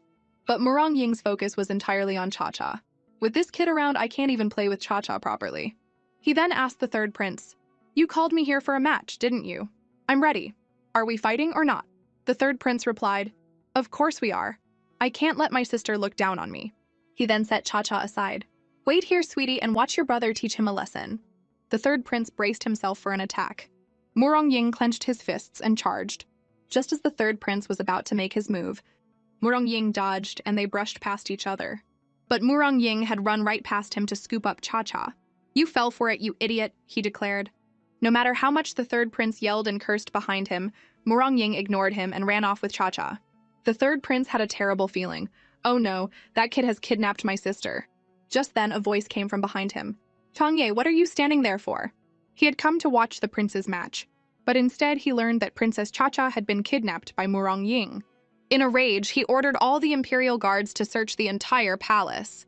Meanwhile, Murong Ying was happily carrying Cha-Cha, preparing to leave the palace, completely unaware of the chaos he had caused. He hadn't gone far when he saw Prince Xiao Yao up ahead. Before he could react, Cha-Cha in his arms excitedly raised her hands and yelled, Uncle Xiao-san! Murong Ying broke into a cold sweat. Xiao Yao looked over, surprised. Why is Cha-Cha with Murong Ying? Since when does my royal brother let outsiders carry her? Cha-Cha beamed. Uncle Xiao-san, Big Brother Murong said he's taking me out to play. Murong Ying was panicking. If he tries to stop me, this will get complicated. Just then he heard the sound of the imperial guards searching. Xiao Yao asked Murong Ying, Where are you taking Cha-Cha? Have you informed His Majesty? Murong Ying acted arrogant. Where I go is none of your business, Prince Xiao Yao. What, are you trying to stop me? Before he could finish, Xiao Yao sent a flying kick his way. How dare you be so rude to me? Let me teach you a lesson. At his side, Cha-Cha waved her little hands anxiously. Uncle Xiao-san, no fighting, no fighting. We're going out to play. The commotion attracted the attention of the imperial guards. Realizing they were about to be discovered, Xiao Yao let Murong Ying go. He grabbed Murong Ying's arm. All right, kid, I'll help you. I want to take Cha-Cha out of the palace too. Besides, do you really think you can fight off all those guards by yourself? Murong Ying agreed on the surface, but was still wary of Xiao Yao, who was, after all, the emperor's man. He quickly picked up Cha-Cha and prepared to sneak out. Xiao Yao even tossed one of Cha-Cha's embroidered slippers on the ground, thinking, when my royal brother sees this, he'll really start to panic. They were stopped at the palace gate by guards, but they managed to get out without any trouble. Only then did Xiao Yao open the curtain of the sedan chair and let them out. Cha-Cha said sweetly, Uncle Xiao-san, Cha-Cha didn't talk or move. Did I win? It turned out Xiao Yao had made a game with her to see who could stay perfectly still and quiet inside the chair. Since Cha-Cha won, Xiao Yao had to buy her delicious food. It was Cha-Cha's first time outside the palace. She was thrilled by the bustling streets, and her eyes lit up at the sight of all the food stalls. At this point, Xiao Yao ditched Murong Ying and prepared to take Cha-Cha to sample some of the local delicacies. He was feeling quite smug. My royal brother must be going crazy back at the palace. The thought of it is just too satisfying. Palace, the imperial guards presented Cha-Cha's slipper to the emperor. He slammed his fist down on the table. You fools! All this time, and you've only found a pair of shoes? Go find her. Even if you have to dig 3 feet into the ground, find the little princess. If you don't, I'll have all your heads. When this woman learned her daughter had been kidnapped, she completely broke down, crying her eyes out. This sent Consort Ning into a panic. The emperor's heart ached seeing her so distraught. They've been searching the palace for hours with no luck. It seems Murong Ying has most likely taken Cha-Cha outside. He ordered Li Yu to prepare a set of common clothes and gather some men. I'm going to find my daughter myself. Hearing this, Ning fell to her knees, begging. Seeing she wouldn't be easily fooled, Ning Chaochun told her, Grandpa will take you to find your mommy. At the mention of find mommy, the little girl's guard dropped, and she crawled out from under the table. And just like that, in the chaos, Cha-Cha was led away by Ning Chaochun. The real question is this old man one of the good guys? And by a stroke of bad luck, they passed right by the emperor, who was just arriving. The emperor hurriedly stepped down from the carriage, only to see Xiao Yao and Murong Ying. He scanned the area but saw no sign of Cha-Cha. In a rage, he grabbed Xiao Yao by the collar. Where is Cha-Cha? Xiao Yao was at a loss. Murong Ying quickly explained that there had been an accident in the restaurant, and Cha-Cha was missing. At his side, Ning fainted at the news, collapsing into Hua's arms. The emperor exploded, lifting Murong Ying off the ground. You took my daughter out of the palace without permission. If anything happens to her, I will not spare you or your entire Beixia dynasty. Xiao Yao quickly intervened, saying he had found out that Cha-Cha had been led away by a middle-aged man. From his build and appearance, it looked like Ning Chaochun. The emperor and Ning were shocked to hear his name. The emperor immediately took Ning's hand, ready to rush to the Ning residence. Ning hesitated. The truth was, after she had been banished to the cold palace, her father, fearing he would be implicated, had cut off all ties with her. The emperor saw her hesitation and told her not to worry, that he was there for her. Meanwhile, at the Ning residence, Cha-Cha looked around with tears in her eyes. Mommy? I want mommy. Ning Chaochun grabbed her and warned, Your mother will be here sooner or later. Now you listen to me. If anyone asks how you ended up with me, you tell them you wouldn't stop following me, not that I took you. Do you understand? Cha-Cha looked at this horrible grandfather she had never met before with a confused expression. He then yelled, Do you understand? Cha-Cha was clearly scared. I don't like you, she said with a pout. Ning Chaochun sneered. You don't like me? I'm still your grandfather. Come on, call me Grandpa. Cha-Cha resolutely turned her head away. I'm not going to talk to him. She then spotted some snacks on a table and her eyes lit up. She grabbed one and started eating. I'm ignoring you. Just then, Ning's mother came in. Where did you pick up this little brat? Ning Chaochun stroked his beard and smiled. This is your daughter's daughter. She and her mother are currently high in the emperor's favor. Whether our family rises or falls depends on her. Ning's mother looked at Cha-Cha with disgust. This little foodie, our snacks are not for you to waste. She slapped the snack out of Cha-Cha's hand. Cha-Cha clutched her smarting arm and stared at her with wide, watery eyes. But her grandmother just pinched her cheek hard. You dare to glare at me? Believe it or not, I'll gouge your eyes out. Ning Chaochun sipped his tea at the side. Go easy on her. I'm counting on this little girl to get me a promotion. At that moment, Cha-Cha pointed at her grandmother and yelled, You're a big meanie! I don't like you, and I'm not afraid of you! The little girl stood on a stool with her hands on her hips, pointing at them both. You ugly little scum! And you ridiculous bad guy! She even made a face at them to mock them. This infuriated her grandmother, who raised her hand to strike her, threatening to rip her mouth open. Honestly, this grandfather and grandmother are just awful. Cha-Cha is in danger. The wicked grandmother threatened to rip Cha-Cha's mouth open. The little girl ran, yelling insults at her, but was eventually caught. At the last second, a shout of "Stop!" from the doorway saved her. Her lifeline had finally arrived. Consort Ning strode in, furious. Cha-Cha was overjoyed to see her mother, and ran into her arms.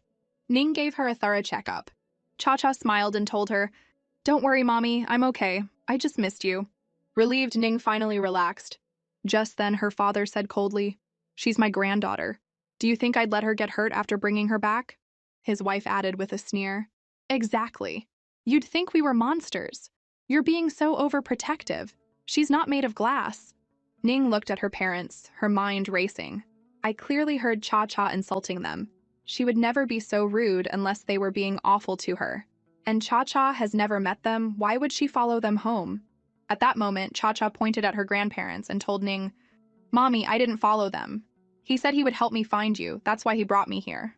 This enraged her parents, who yelled, "You little brat, what nonsense are you telling your mother? Look at the fine daughter you've raised, telling such lies." Ning couldn't believe her own parents would harm Cha-Cha. They must have had a motive.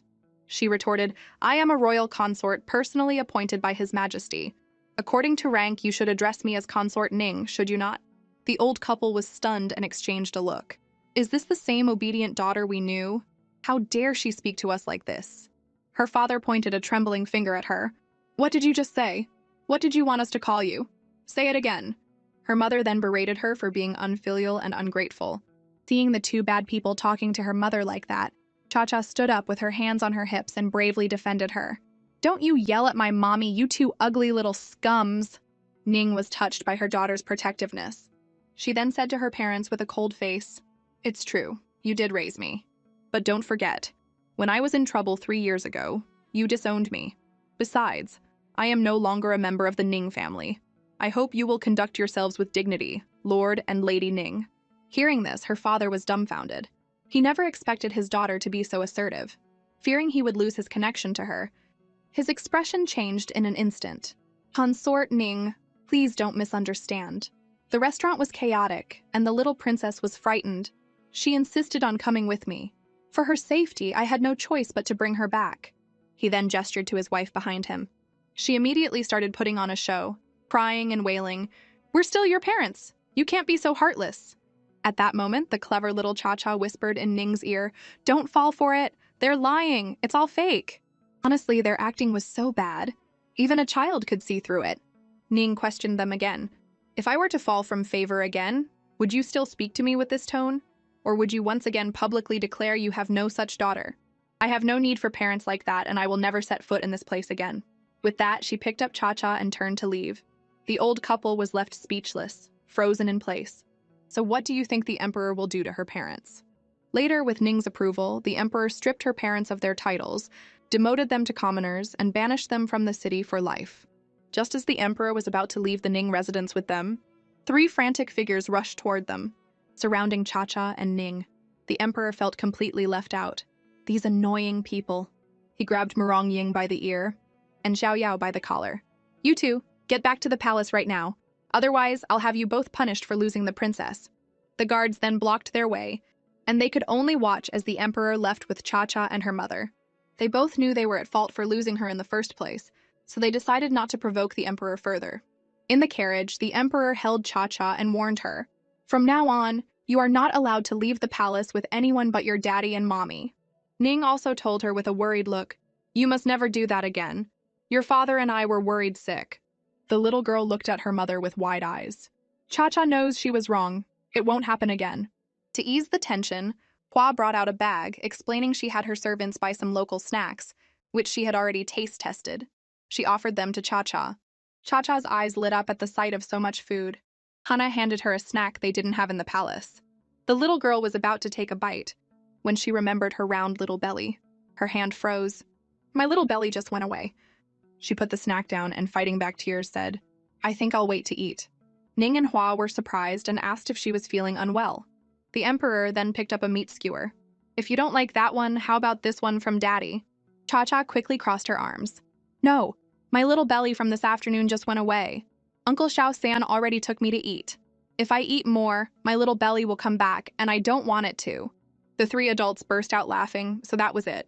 Case closed. Cha-Cha then held out her hands to Ning. "Mommy, I need my little pouch to save it for tomorrow." The emperor smiled. "She really is my little foodie?" Ning smiled back at him. "Please don't laugh at her, Your Majesty. In the cold palace, we rarely had enough to eat for months at a time. Cha-Cha got into the habit of saving any good food for when she was hungry. The emperor said it was all his fault for making them suffer. He hugged Cha-Cha tightly. "You are my daughter, the princess of Yanqi. Whatever you want to eat, just tell Daddy, and Daddy will make sure you have it." At this, Hua felt a pang of guilt. If it weren't for my foolishness, Cha-Cha and Ning wouldn't have had to suffer so much in the cold palace. I owe them. Seeing her dazed expression, Ning asked what was wrong. To her surprise, Hua confessed that their suffering in the cold palace was all her fault. Ning was stunned. "Sister, what are you saying?" Hua then confessed everything to the emperor. 3 years ago, when Cha-Cha was born, she was worried Ning would become even more favored. So she bribed the astronomer Shu Qiong to invent the prophecy that they were a bad omen, leading to their banishment. "I have committed a grave sin. I am ready for my punishment, Your Majesty." The emperor's face darkened. I didn't expect her to confess on her own. What is her motive? Is she truly remorseful? This little princess is a master of charm. She quickly grabbed his hand. "Daddy, don't be mad, don't be mad." Looking at his adorable daughter, the emperor's anger melted away. He asked her, "Your big brother Changye's mother did something wrong. How do you think we should punish her?" This was a tough question for the little girl. She didn't understand adult matters and had no idea what Hua had done wrong. She reached out to her mother for help. Ning picked her up and said to Hua, "Sister, since I entered the palace, I have only ever wanted to serve His Majesty. I never intended to compete with anyone, yet you went to such lengths to frame me and Cha-Cha. For 3 years my daughter went hungry." Hua was filled with remorse and apologized profusely. Although Ning was still hurt, the past was in the past. But she warned Hua that if she ever tried to scheme against them again, she would not be so lenient. Ning then declared that as a consort, she was not ignorant of the dirty tricks of the harem. She had simply chosen not to use them before. Hua was shocked. She had always thought of Ning as a weak person, but it seemed she had misjudged her. 3 years had matured her. Even without the emperor's protection, she could thrive on her own.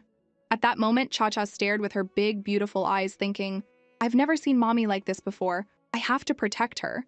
She stood in front of Ning and yelled at Hua, "Don't you bully my mommy!" Tears welled up in Hua's eyes. She told Cha-Cha she would never bully them again. For the rest of her life, all she wanted was to see Cha-Cha and her son, Changye, grow up safely. Cha-Cha thought of her big brother Changye and muttered his name. Big brother Changye is nice, so his mommy must be a nice person too. The little girl had hit on a key point. The emperor picked her up, agreeing with her. Hua has been in the palace for many years. Although she can be arrogant, she is not inherently evil, just competitive and easily influenced. Ha looked down, thinking, normally, His Majesty would have flown into a rage by now. The fact that he's so calm probably means I'm not long for this world. The emperor then told her, "For such a grave crime, whether you live or die will depend on your actions. You weren't the only one who colluded with Shu Qiong, there was also Shu. I've had the evidence of your bribes for a long time. I just didn't expect you to confess." Hua was stunned to learn he had known all along. The emperor, seeing that she genuinely cared for Cha-Cha, decided to give her a chance to redeem herself. He told her to return to her palace, keep quiet, and wait for his signal to reveal the truth publicly. Hua was still worried.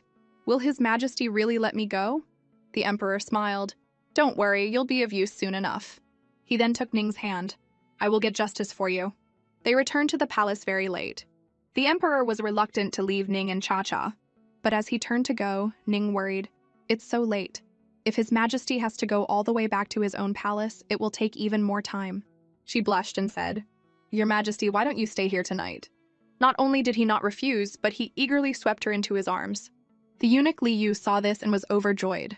Finally, the consort and His Majesty have truly reconciled. The emperor held Ning in his arms and whispered, Wan Wan! Ning looked at him in surprise. He still remembered her given name. The emperor looked tenderly at the woman he loved. I have always remembered your name, Ning Wenqing. Years ago, I didn't even give you a chance to explain before I sent you and Cha-Cha to the cold palace.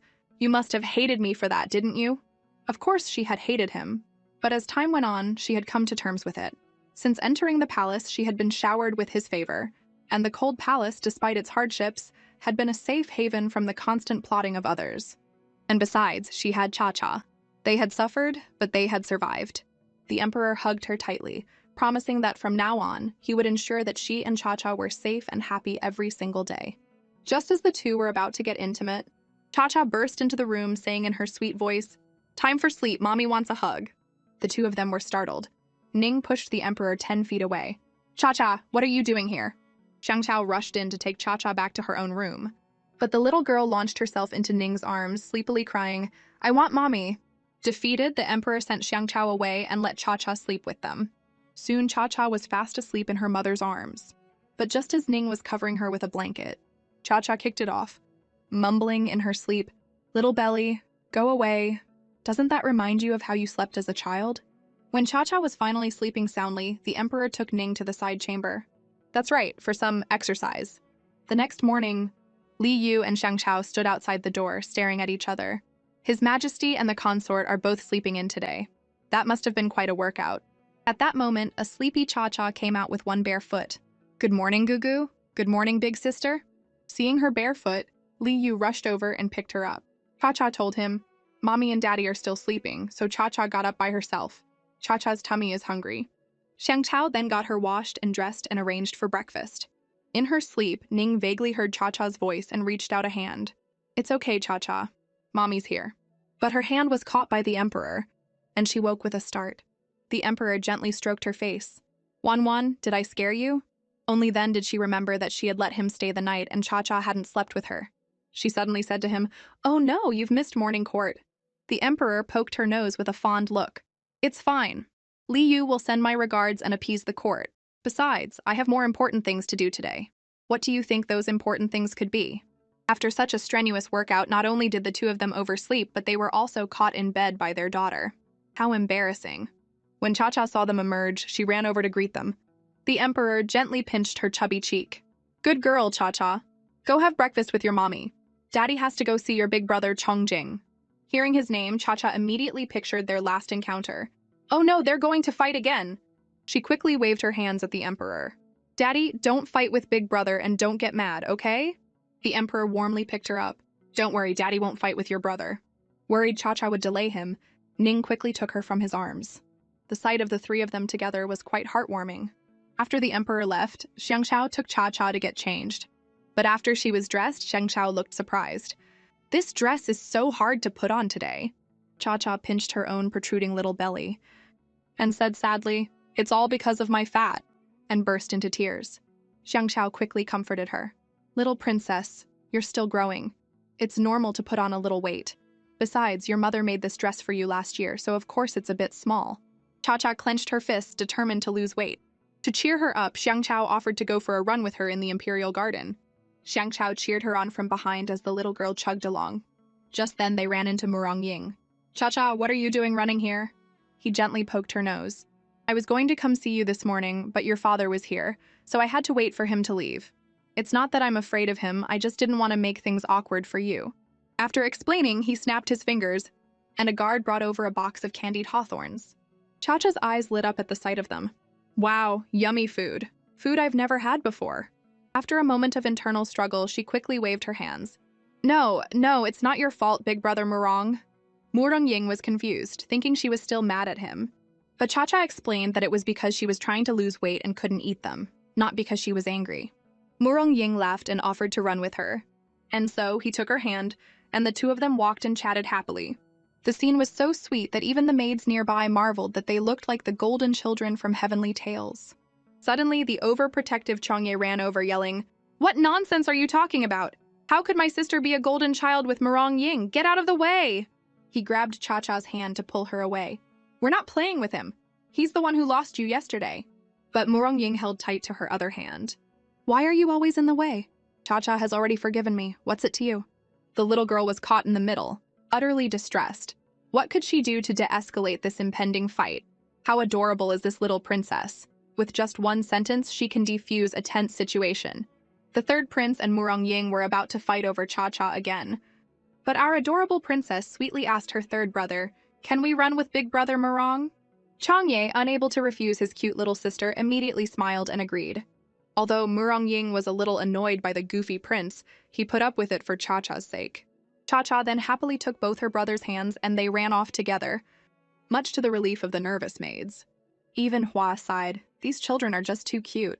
Since that Murong boy is here, His Majesty must be on his way soon, right?" Ning shook her head. "His Majesty is the ruler of a nation. Of course, his duties come first." But she was worried. By now, His Majesty should be at the Eastern Palace. I hope he and the Crown Prince don't argue again. Over at the Eastern Palace, the emperor, seeing that the crown prince had been behaving himself lately, got straight to the point. Who put you up to sending me those drugged snacks? The crown prince was terrified and quickly said it was because Consort Shu hadn't seen him in a long time and had asked for his help. To protect his title, he didn't tell the truth and kept kowtowing, saying he had only agreed out of pity and had no idea the snacks had been tampered with. Hearing it was Shu again, the emperor let him rise. The crown prince put on a sincere act. I have been reflecting these past few days. As an older brother, I truly should not have been so petty with my younger sister. The emperor knew that while he was saying all the right things, he couldn't look him in the eye. His apology was not sincere. The crown prince then ordered some gifts to be prepared for Cha-Cha as an apology. The emperor stood up. Your sister is still young. She's not interested in jewelry. If you are truly sincere, find some delicious food or fun toys for her. That will make her happy. It's good that you've shown remorse. I'll be leaving now. The crown prince, seeing how much his father valued Cha-Cha, thought, I'll just go along with him and not provoke her for now. The most important thing is to keep my title. As the emperor left, he thought, Chongjing claims to have reflected, but he is still not being honest, just going through the motions. How did it come to this between a father and son? He suddenly thought of the adorable Cha-Cha and decided to go see his daughter. Arriving at the Imperial Garden, he saw a group of them chatting. He thought they were slacking off, but Li Yu told him Cha-Cha was there, so he decided to take a look. Suddenly, his eyes widened and he roared, At Murongying, let go of my daughter. Cha-Cha ran over happily, shouting, Daddy! The emperor picked her up and without even looking at Murongying, pointed at him. Cha-Cha, remember, stay away from this person. Be careful he doesn't lose you again. So what are you all doing? Cha-Cha said pitifully, I'm too fat. I have to lose my little belly or I won't be able to fit into the dresses Mommy made for me. The emperor poked her nose with a fond smile. My daughter doesn't need to do that. We should treat our fat as a part of our body, not something to get rid of. Cha-Cha looked completely baffled, not understanding what her daddy meant. This emperor was so doting. Would Cha-Cha's diet plan continue? How lucky is it to have such a doting emperor for a father? The little princess was upset because her chubby frame wouldn't fit into her dresses. But the tyrant emperor waved his hand and declared, Send my decree at once. Order the palace seamstresses to make all of the little princess's dresses for the next 2 years. He then warmly told Cha-Cha, You're a growing girl. Every bit of fat has its reason for being there. And so Cha-Cha decided to give up her diet. Even if she was a little fatty, she would be a little fatty who let every bit of fat have its reason for being. This declaration completely charmed Hua and Xiangchao, who cheered, Well said, Cha-Cha. Just then, Murongying offered her a snack. That's the spirit. Here, eat this. But the overprotective third prince smacked it out of his hand, pulled Cha-Cha into a hug, and said with a smile, Little sister, eat mine. This one is better. Murongying would not tolerate this. He snatched the snack from Changye's hand and roared, These snacks are all mine. You don't get any. This scared Cha-Cha, who looked at them with a pout. If you two are like this, I won't get to eat anything. Changye puffed out his chest. Murongying, you scared my sister! I was doing you a favor by taking your stuff. Cha-Cha is my sister. What right do you have to feed her? Murongying took Cha-Cha's hand. Because Cha-Cha calls me Big Brother Murong. I've decided she's my little sister too, so why can't I feed her? The two of them locked eyes, sparks flying, and looked ready to fight again. Just then, the emperor appeared. Both of you, be quiet! He then cast a silencing spell on them both and pulled Cha-Cha aside. Good girl, don't eat things from outsiders. If you want something, Daddy will have the Imperial kitchen prepare it. He then said to Murongying sternly, You are a foreign man, yet you repeatedly trespass in my harem. Are these the manners of your Beixia nation? He then ordered Li Yu to throw Murongying out. But Murongying interrupted him. I came to the palace on behalf of the Beixia dynasty to discuss matters of the Golden Melon Festival. The emperor didn't humor him. The Golden Melon Festival is being handled by the Ministry of Rights. In that case, I'll have someone take you to them so you can discuss it properly. Murongying was dumbfounded. Discussing it with that group of long-winded old men will take forever. At this, Changye pointed at him and laughed. Murongying, why don't you get lost? Murongying thought defiantly. I'm not going. I'd like to see if he really dares to throw me out. But at that moment, the emperor spoke. Changye, you are not a child anymore. It's time you started sharing my burdens. You will accompany Murongying to the Ministry of Rights and observe. Could Changye's embarrassed expression have dug out a 2-bedroom apartment? Murongying at his side laughed. Serves you right for gloating. Cha-Cha looked at her 2 big brothers with a question mark over her head. Why are they so unhappy? She then said to them seriously, "Big brothers, listen to daddy. After you finish your work, we can play together." She then held out her finger to make a pinky promise with them. The two of them were still annoyed, their eyes shooting daggers. But seeing the adorable Cha-Cha, they couldn't refuse her. "Are you still playing with the people you made pinky promises with as a child?" Cha-Cha had made them pinky promise to play with her after they were done. The two of them, not wanting to be outdone, raced to the Ministry of Rights, both wanting to quickly deal with the old fogies so they could get back to playing with Cha-Cha. Cha-Cha even called out warmly after them, "Be careful, big brothers, don't fall."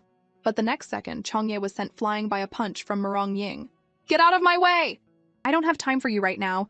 I need to get rid of these long-winded old men and you as quickly as possible so I can get back to Cha-Cha." The two of them ran off, leaving a very confused Cha-Cha behind. Are my big brothers fighting again? Meanwhile, the emperor told Hua to wait in her palace for his summons. After she agreed, she wondered, what could it be about? But after she left, the family of three was together again. The emperor was about to take Cha-Cha and Ning back to Tingju Palace, and told Ning to keep a close eye on Cha-Cha and not let her run out to play, no matter what they heard. Ning was full of questions, but she remembered the emperor's promise to get her justice, and decided not to ask, trusting that he had a plan. She assured him she would watch over Cha-Cha. As the sun set, Cha-Cha sat alone at the gate, staring out at the darkening sky.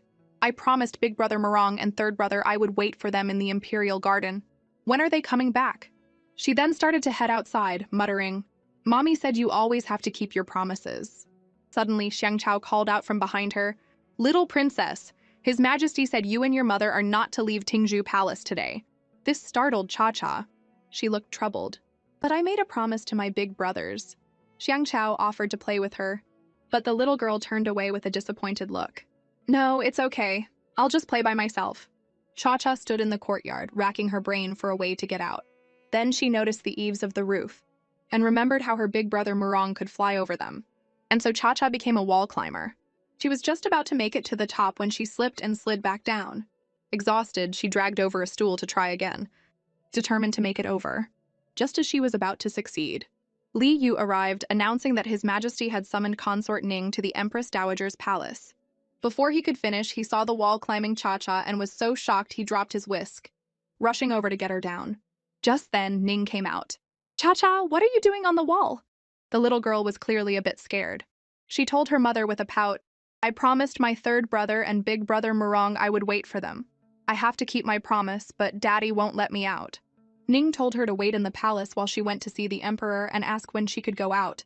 The little girl happily agreed. Ning then went to the Empress Dowager's chambers, but when she entered, she was met with a shocking scene. What was going on? After greeting the emperor and the Empress Dowager, Shu started screaming like a madwoman. "You bitch, it was you, it was all you! You did this to get revenge on me!" Worried she would frighten Ning, the emperor settled her and then roared, "You were caught colluding with an official and now you dare to slander Consort Ning? She has no quarrel with you." Shu's face was a mask of terror. "Your Majesty, she came to get revenge on me." The emperor sent her flying with a kick, and she stammered, No, she came to get revenge on Shu Qiang." In her panic, Shu was still lying, claiming that it was the astronomer who had declared Ning a bad omen 3 years ago, leading to her banishment. Now that she was free, she was obviously out for revenge, and Shu herself was just an innocent victim. At this, Shu Qiang could no longer stay silent. "Consort Shu, how can you throw all the blame on me?" He then started kowtowing and confessing. He admitted that 3 years ago, Shu and Hua had approached him and paid him to frame Ning as a bad omen, and he had foolishly agreed. This sent Shu into a frenzy. "That's a lie! Hua, are you just going to stand there and let him slander us?" She was thinking, "If you don't help me, neither of us is getting out of this. We'll go down together." But Hua, instead of helping her, confessed the truth. "It was you and I who instructed Shu Qiang to frame our sister Ning, causing her and Cha-Cha to be banished to the Cold Palace." Hearing this, Shu was horrified into silence. Has Hua lost her mind? Just then, the emperor kicked her again. "Do you still refuse to confess?" He then said sternly, "Even without Hua's testimony today, I have other evidence to convict you. Why do you think I summoned you to the Empress Dowager's palace?" Xiao Yao then revealed the rest of the story. He had already obtained Shu Qiang's confession, and the evidence of Shu's bribery had long been in the emperor's hands. "You might as well give up. Also, didn't you run into Shu Qiang before you came here? He wanted some money from you, and you two started arguing." And as luck would have it, His Majesty appeared at that exact moment. Are you wondering why only you were tied up? Because I was disguised as Shiqiang, so none of you are getting away. The emperor then stood and said to the Empress Dowager, Mother, Shu has colluded with an official and framed consort Ning. I have decided to have both her and Shiqiang executed to restore order to the harem. The Empress Dowager agreed. It should be so.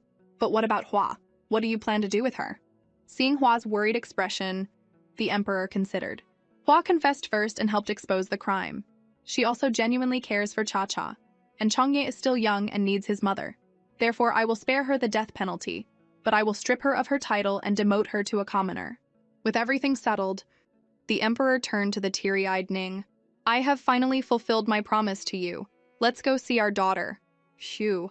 I was worried you had forgotten about Cha-Cha. Even Zhao Yao sighed. I never knew my royal brother could be so cheesy. Just then, Cha-Cha suddenly ran into Ning's arms. Xiang Chao, following behind her, explained that the little princess had been worried when her mother didn't return, so she had come looking for her. The emperor poked her little nose with a fond smile. It's all right. Cha-Cha, today Daddy finally punished the bad guys who bullied you and your mommy. The considerate little girl said, Thank you, Daddy, and gave him a kiss. Seeing this, Xiao Yao leaned in and pointed to his own cheek. Cha-Cha, your uncle helped a lot too. How about a kiss for your uncle? But the emperor shooed him away. The Empress Dowager was delighted by the scene and called out, My sweet granddaughter, come to your imperial grandmother. She held Cha-Cha and asked the emperor, The Golden Melon Festival is about to begin. The princes of all nations will be competing. Who will represent our Yanqi nation? We can't lose face. The emperor was suddenly worried. He recalled the prince's previous pathetic performance and cringed. Chongjing was still confined, which left only Chongye. The thought did not fill him with confidence. But he had no choice but to entrust the task to Chongjing and Chongye. In his study, the emperor said, You two, as members of the royal family, will assist the Ministry of Rites with all arrangements. Chongjing, I have specially released you from confinement for this festival. As the eldest son and the heir, you must set an example for Chongye. Hearing this, Chongjing thought, I've just been released. I must obey father now. He respectfully replied that he would not disappoint him and would follow all his instructions. The emperor could tell Chongjing was not being sincere and was slightly annoyed, but he still instructed them both to prepare for the tournament the next day and not to bring shame to their nation. After the princes left, the emperor thought to himself, Chongjing still doesn't understand. It's not about doing what I tell him to do. I want him to know what he should do. Oh well, I'll deal with it after the festival. Soon it was time for the competition. It was Chongjing and Chongye's turn to fight.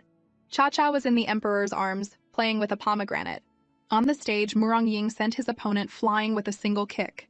He then turned to Cha-Cha to show off. Look, big brother Murong won. He waited for her praise, thinking, I'll win Cha-Cha over and take her back to Beixia as soon as possible.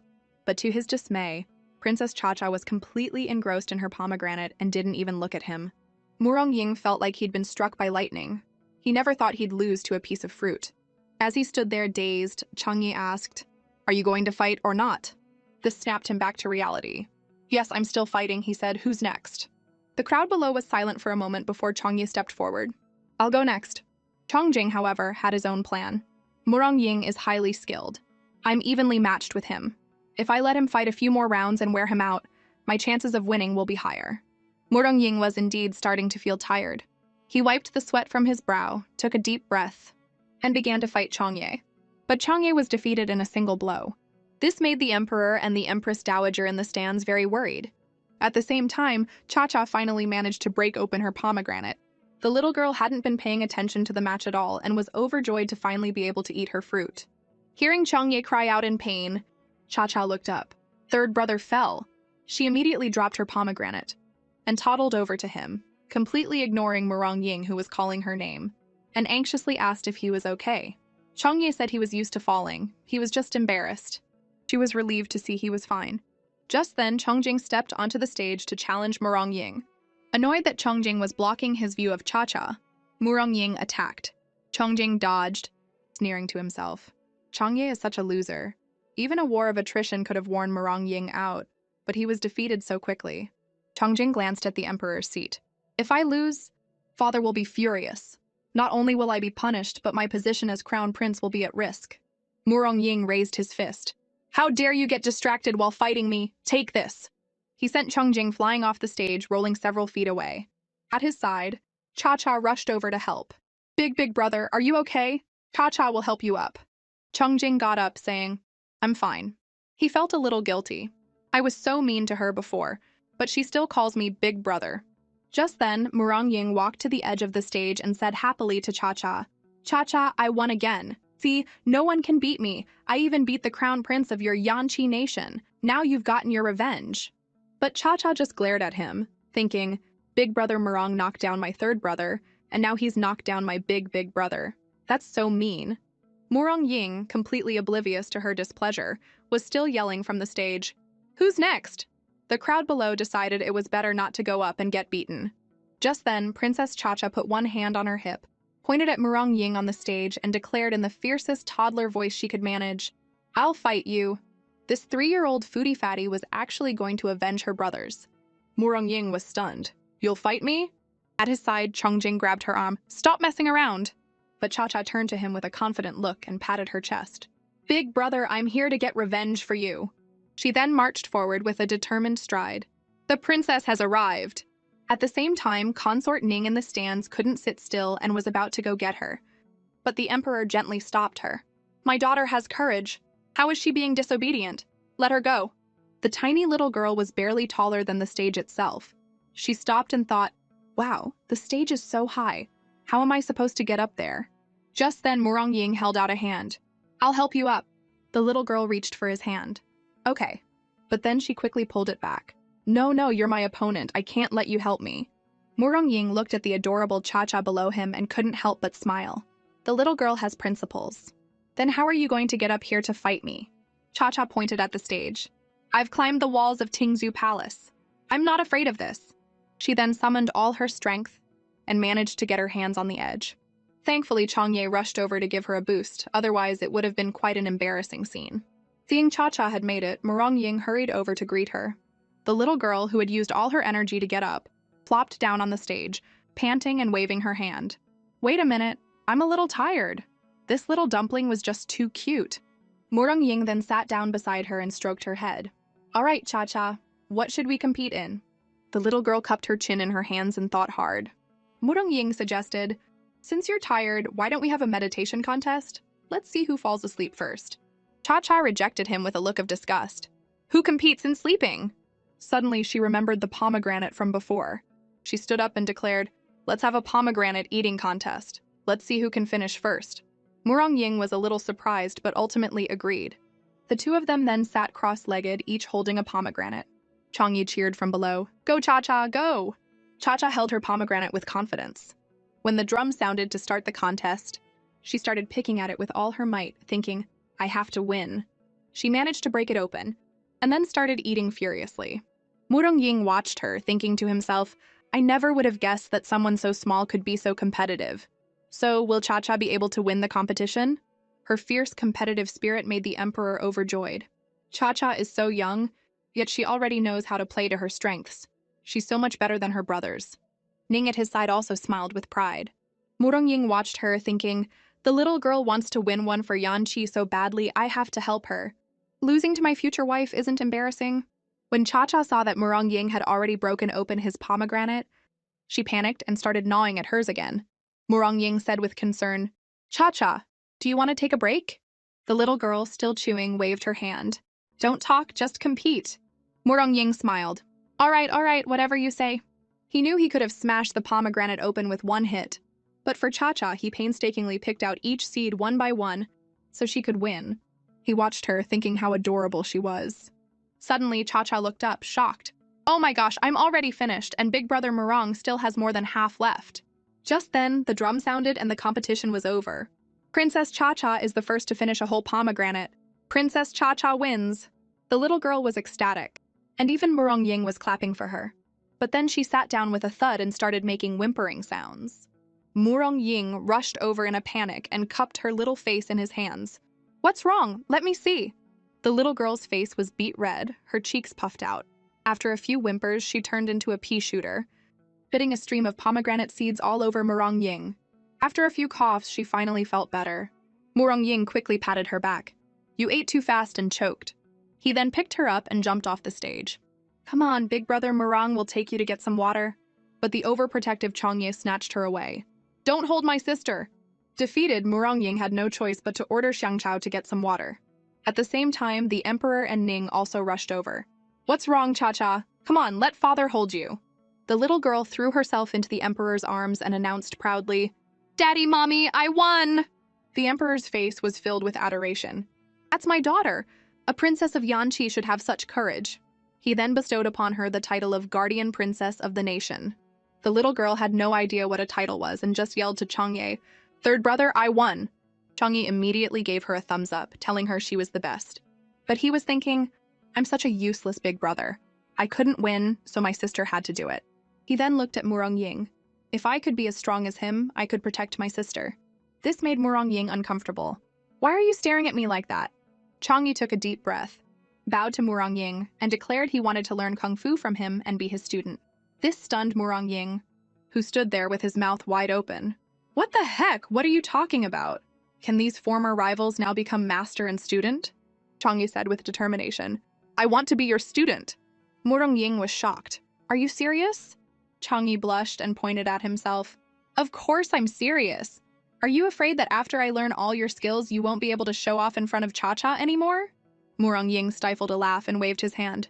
You want to learn from me? You've got a long way to go. If you want to be my student, first call me master. To learn how to protect his sister, Changye had no choice but to blush and call out, Master!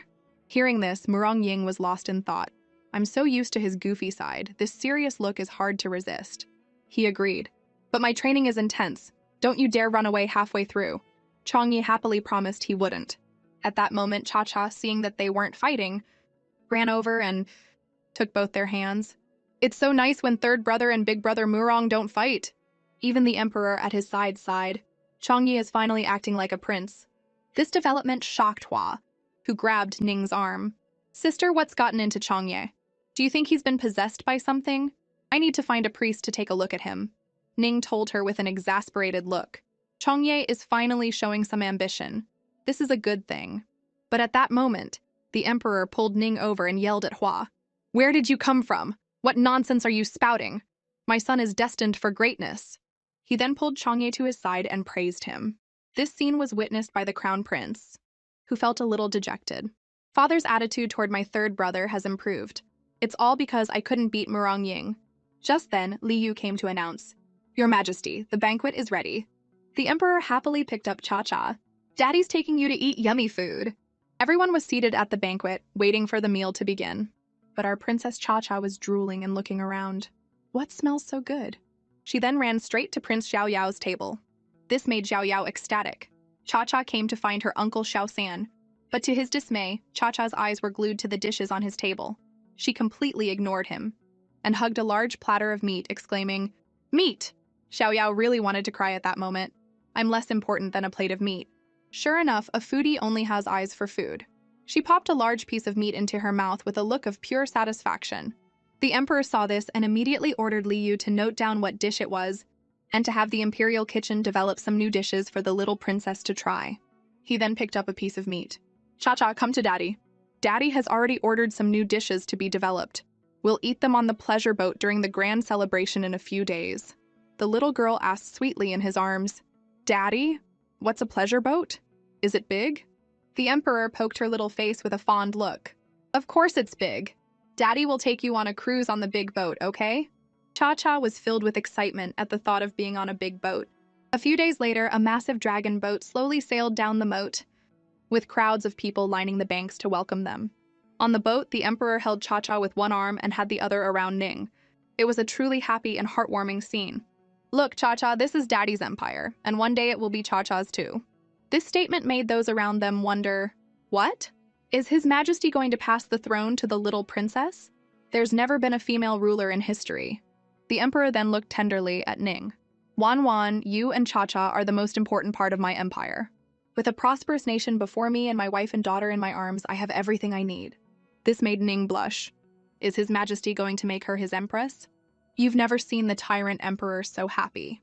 During the Golden Melon Festival, the entire nation celebrated, and the emperor was blissfully holding Princess Cha-Cha with one arm and consort Ning with the other. Cha-Cha was thrilled by the fireworks in the sky, exclaiming, "So pretty!" But when the fireworks faded, the little girl was a little sad, but next second again attracted by other things, excitedly running over to touch it. Just then, Xiao Yao came over with a rattle. "Cha-Cha, come to your uncle. I brought your favorite rattle." At the same time, Hua arrived with a large platter of snacks. "Cha-Cha, I have snacks here. Come and eat." Before Cha-Cha could move, Murong Ying appeared, ready to make his move first. He took her hand and offered to take her ashore to light her favorite fireworks. Cha-Cha was surrounded by them all and was getting a little dizzy. The emperor, seeing this, was overcome with jealousy and yelled at the three of them, "Don't crowd my daughter so much. Let Cha-Cha go wherever she wants to go." Cha-Cha, however, was playing with her rattle when she noticed her reflection in the water. She pointed at herself and said with curiosity, "There's one Cha-Cha here and another Cha-Cha there." Seeing her standing alone by the edge of the boat, everyone yelled, "Cha-Cha, be careful!" The emperor snatched her up, telling her worriedly, "It's dangerous here, you can't stand here." The scene was praised by the common people, who called the little princess a lucky charm. The emperor and Cha-Cha waved to the crowds on the shore. The emperor thought to himself, "Well said. Of course my daughter is a lucky charm." The people on the shore chanted in unison, "Long live your majesty! Long live the princess!" The emperor then ordered Li Yu to prepare sky lanterns, as he wanted to pray for the people of Yanqi. He and Ning then wrote their wishes on a lantern and released it together. On it was written, "May the nation be prosperous and the people at peace. May our family be happy and whole." Cha-Cha at his side said happily, "Daddy and Mommy's lantern is so pretty." But the next second she was sad. "I want to release one too, but I don't know how to write." Murong Ying came over with a lantern and asked, "What's your wish, Cha-Cha? I'll write it for you." Changyi then brought another one. "Look, Cha-Cha, you can write on mine too. It's too crowded here, let's go to the stern to release them." The little girl happily agreed, and the three of them went to the back of the boat. Cha-Cha then touched her head, saying she had so many wishes she didn't know which one to write. Changye and Murong Ying said in unison, "Write the most important one." And so Cha-Cha released her lantern, murmuring, "I wish for there to always be endless meat to eat." Suddenly she saw the distant lanterns and thought, "Why do those look more and more like the peanuts Daddy wrapped for me?" Sure enough, a foodie only has eyes for food. Murong Ying thought she wanted to eat peanuts and was about to go get her some. Changye, not to be outdone, also rushed off. The two of them disappeared from Cha-Cha's sight in an instant. Cha-Cha was left waiting for her brothers alone. Suddenly, she heard a noise behind her, and happily thought they were back. But the next second, a large hand pushed her from behind, and the little girl fell into the moat. Will Cha-Cha be rescued safely? As she was pushed, Cha-Cha's thoughts were of her daddy and mommy. She held her breath with all her might, and started to paddle, thinking, "I've never lost when catching fish in the Imperial Garden. I'm not afraid." Just then, she saw a large koi fish swim past her. At the same time, the people on the boat realized the little princess had fallen into the water. The emperor and Ning were horrified. "What are you all standing there for? Save the little princess." In a panic, the emperor yelled at the water, "Cha-Cha, hold on, Daddy's coming to save you!" Before he could jump in, Li Yu grabbed him. "Your Majesty, you can't go in." The emperor roared back, "Get out of my way." Just then, the two who had gone to get peanuts returned. Hearing everyone shouting "Princess," they knew something was wrong. Cha-Cha was in the water. All they could see was one of her embroidered slippers floating on the surface. Murong Ying immediately dropped the plate and dove in. Changyi was about to follow, but the crown prince stopped him. "Don't be reckless. You can't swim. You'll only drown yourself." Without another word, the crown prince himself jumped in. This stunned the emperor and Changye. "Big brother? Doesn't he hate Cha-Cha?" Murong Ying and the crown prince frantically searched for her. The water in the moat is freezing cold and so dark. Even if Cha-Cha is a good swimmer, she must be terrified. "Cha-Cha, you have to be okay." On the boat, Ning was in tears, worried sick. Just then, someone spotted Cha-Cha in the distance. The little girl was holding a lotus flower, being carried to the surface by a giant koi fish. Everyone was amazed. The little princess is being carried by a koi. She's truly a lucky charm sent from heaven. Our Yanqi nation is blessed by the gods. Cha-Cha happily waved to the emperor and Ning on the boat. The emperor, after confirming it was his daughter, excitedly ordered his men to bring her back at once. Meanwhile, Murong Ying swam desperately towards her. Once he had her, he was finally relieved. "Don't be scared, Cha-Cha. Big brother will take you up now." Once she was safely back on the boat, the crown prince quickly told Changye to get a cloak. Everyone crowded around. The emperor's heart, which had been in his throat, finally settled back into his chest. Cha-Cha shivered in his arms, saying, "So cold." He immediately carried her into the cabin and summoned the imperial physician to check on her. The emperor anxiously asked for the diagnosis. The physician explained that the princess had only caught a chill and would be fine after drinking the ginger soup he had prepared. Liu quickly brought the soup to feed her, but the emperor took it, wanting to do it himself. At that moment, he was like a super dad. "Good girl, Cha-Cha, take a sip. Just one sip and you won't get a cold." Cha-Cha suddenly smelled something strange and quickly covered her mouth, refusing. Defeated, the emperor had no choice but to coax her. "Come on, take a sip. Just one sip for daddy, okay?" Seeing she still wouldn't drink it, Ning came over. "Your Majesty, let me try." She took the soup and stroked Cha-Cha's head. "Cha-Cha has caught a cold. If you don't drink this tonight, it will be worse tomorrow." She then whispered to her that if it got worse, she would have to drink medicine that was even more bitter than the ginger soup, and then she wouldn't even be able to eat meat. At this, Cha-Cha looked at her mother seriously. "Huh? I can't even eat meat?" Ning held the ginger soup and told Cha-Cha that she could only eat meat if she drank it. The little girl, for the sake of her favorite food, was about to take just one sip, but the next second she smelled the awful smell and resolutely pushed the bowl away. "Daddy, Mommy, Cha-Cha doesn't want to drink medicine." Defeated, the emperor had no choice but to try to persuade her. "If I could drink it for you, I would, but I can't." "Be a good girl, Cha-Cha. Pinch your nose and drink it all down in one go." He was about to pinch her nose, but the little girl dodged back, yelling, "No!" Ning was sweating nervously. "Your Majesty, maybe we could have the imperial kitchen make some sweet fermented rice soup?" The emperor thought this was a good idea, and immediately told Li Yu to have the kitchen send some over. At that moment, Cha-Cha pushed the emperor's hand away and said, "I want 2 bowls." The emperor stroked her little head with a fond smile. Yes, 2 bowls. While they waited for the sweet soup, Ning tried to get her to drink the ginger soup again, but she couldn't fool the little girl, who refused once more. Thankfully, Li Yu arrived with the sweet soup. Cha-Cha snuggled in the emperor's arms. "I want daddy to feed me." So the emperor set her down and held the sweet soup. "Cha-Cha, daddy will feed you 1 spoonful of sweet soup, and then you drink 1 spoonful of ginger soup, okay?" Cha-Cha sat there, pouting, clearly not willing. The emperor then racked his brain and came up with a good idea. He would have a contest with her. 1 spoonful for Cha-Cha, 1 spoonful for daddy, and they would see who could finish their 2 bowls first. The little girl immediately agreed, and so the emperor pretended to drink his soup, coaxing Cha-Cha along. Gulp, gulp, he took a big mouthful. To win the contest, he even started drinking the ginger soup with a spoon. And just like that, with his trickery, all 3 bowls were soon empty. Ning announced happily, "Our Cha-Cha wins!" The little girl jumped for joy. The emperor and Ning exchanged a look, thinking, finally, she drank it. Just then, Cha-Cha felt a tickle in her nose and let out a big sneeze. "See, the ginger soup can drive away the cold, and it's already chased out the little boogers," Ning said, wiping her mouth with concern. The emperor then gently asked Cha-Cha, "Tell daddy, how did you fall in?" The little girl patted her back and said, "Someone patted my back and then Cha-Cha fell in." Hearing this, the emperor's face darkened with rage. "Someone dared to push my daughter in. I will not let them get away with it." He then ordered Li Yu to immediately question everyone on the boat, find the person who pushed Cha-Cha, and throw them overboard. Murong Ying and Chongye were shocked to hear this. "Someone pushed Cha-Cha?" The crown prince then stepped forward. "Father, it's been a while since my sister fell in. The culprit may have already taken the opportunity to escape. Why don't we pretend we don't know anything for now? Take everyone on the boat back to the palace for a thorough investigation and avoid alerting the real culprit?" The emperor thought this made sense and agreed. He then turned with a grim face and asked, "Why was Cha-Cha at the stern all by herself without even a servant?" Murong Ying and Chongye quickly apologized. "We were the ones who took Cha-Cha to the stern to release lanterns. She wanted peanuts, and we both went to get them, leaving her alone. We failed to look after our little sister." Before they could finish, the crown prince dropped to his knees. "Sir, the main fault lies with me. I failed to watch over my little sister. As her older brother, I cannot escape responsibility. I beg father to revoke my title as crown prince." The emperor asked him seriously, "Have you thought this through? You won't regret it?"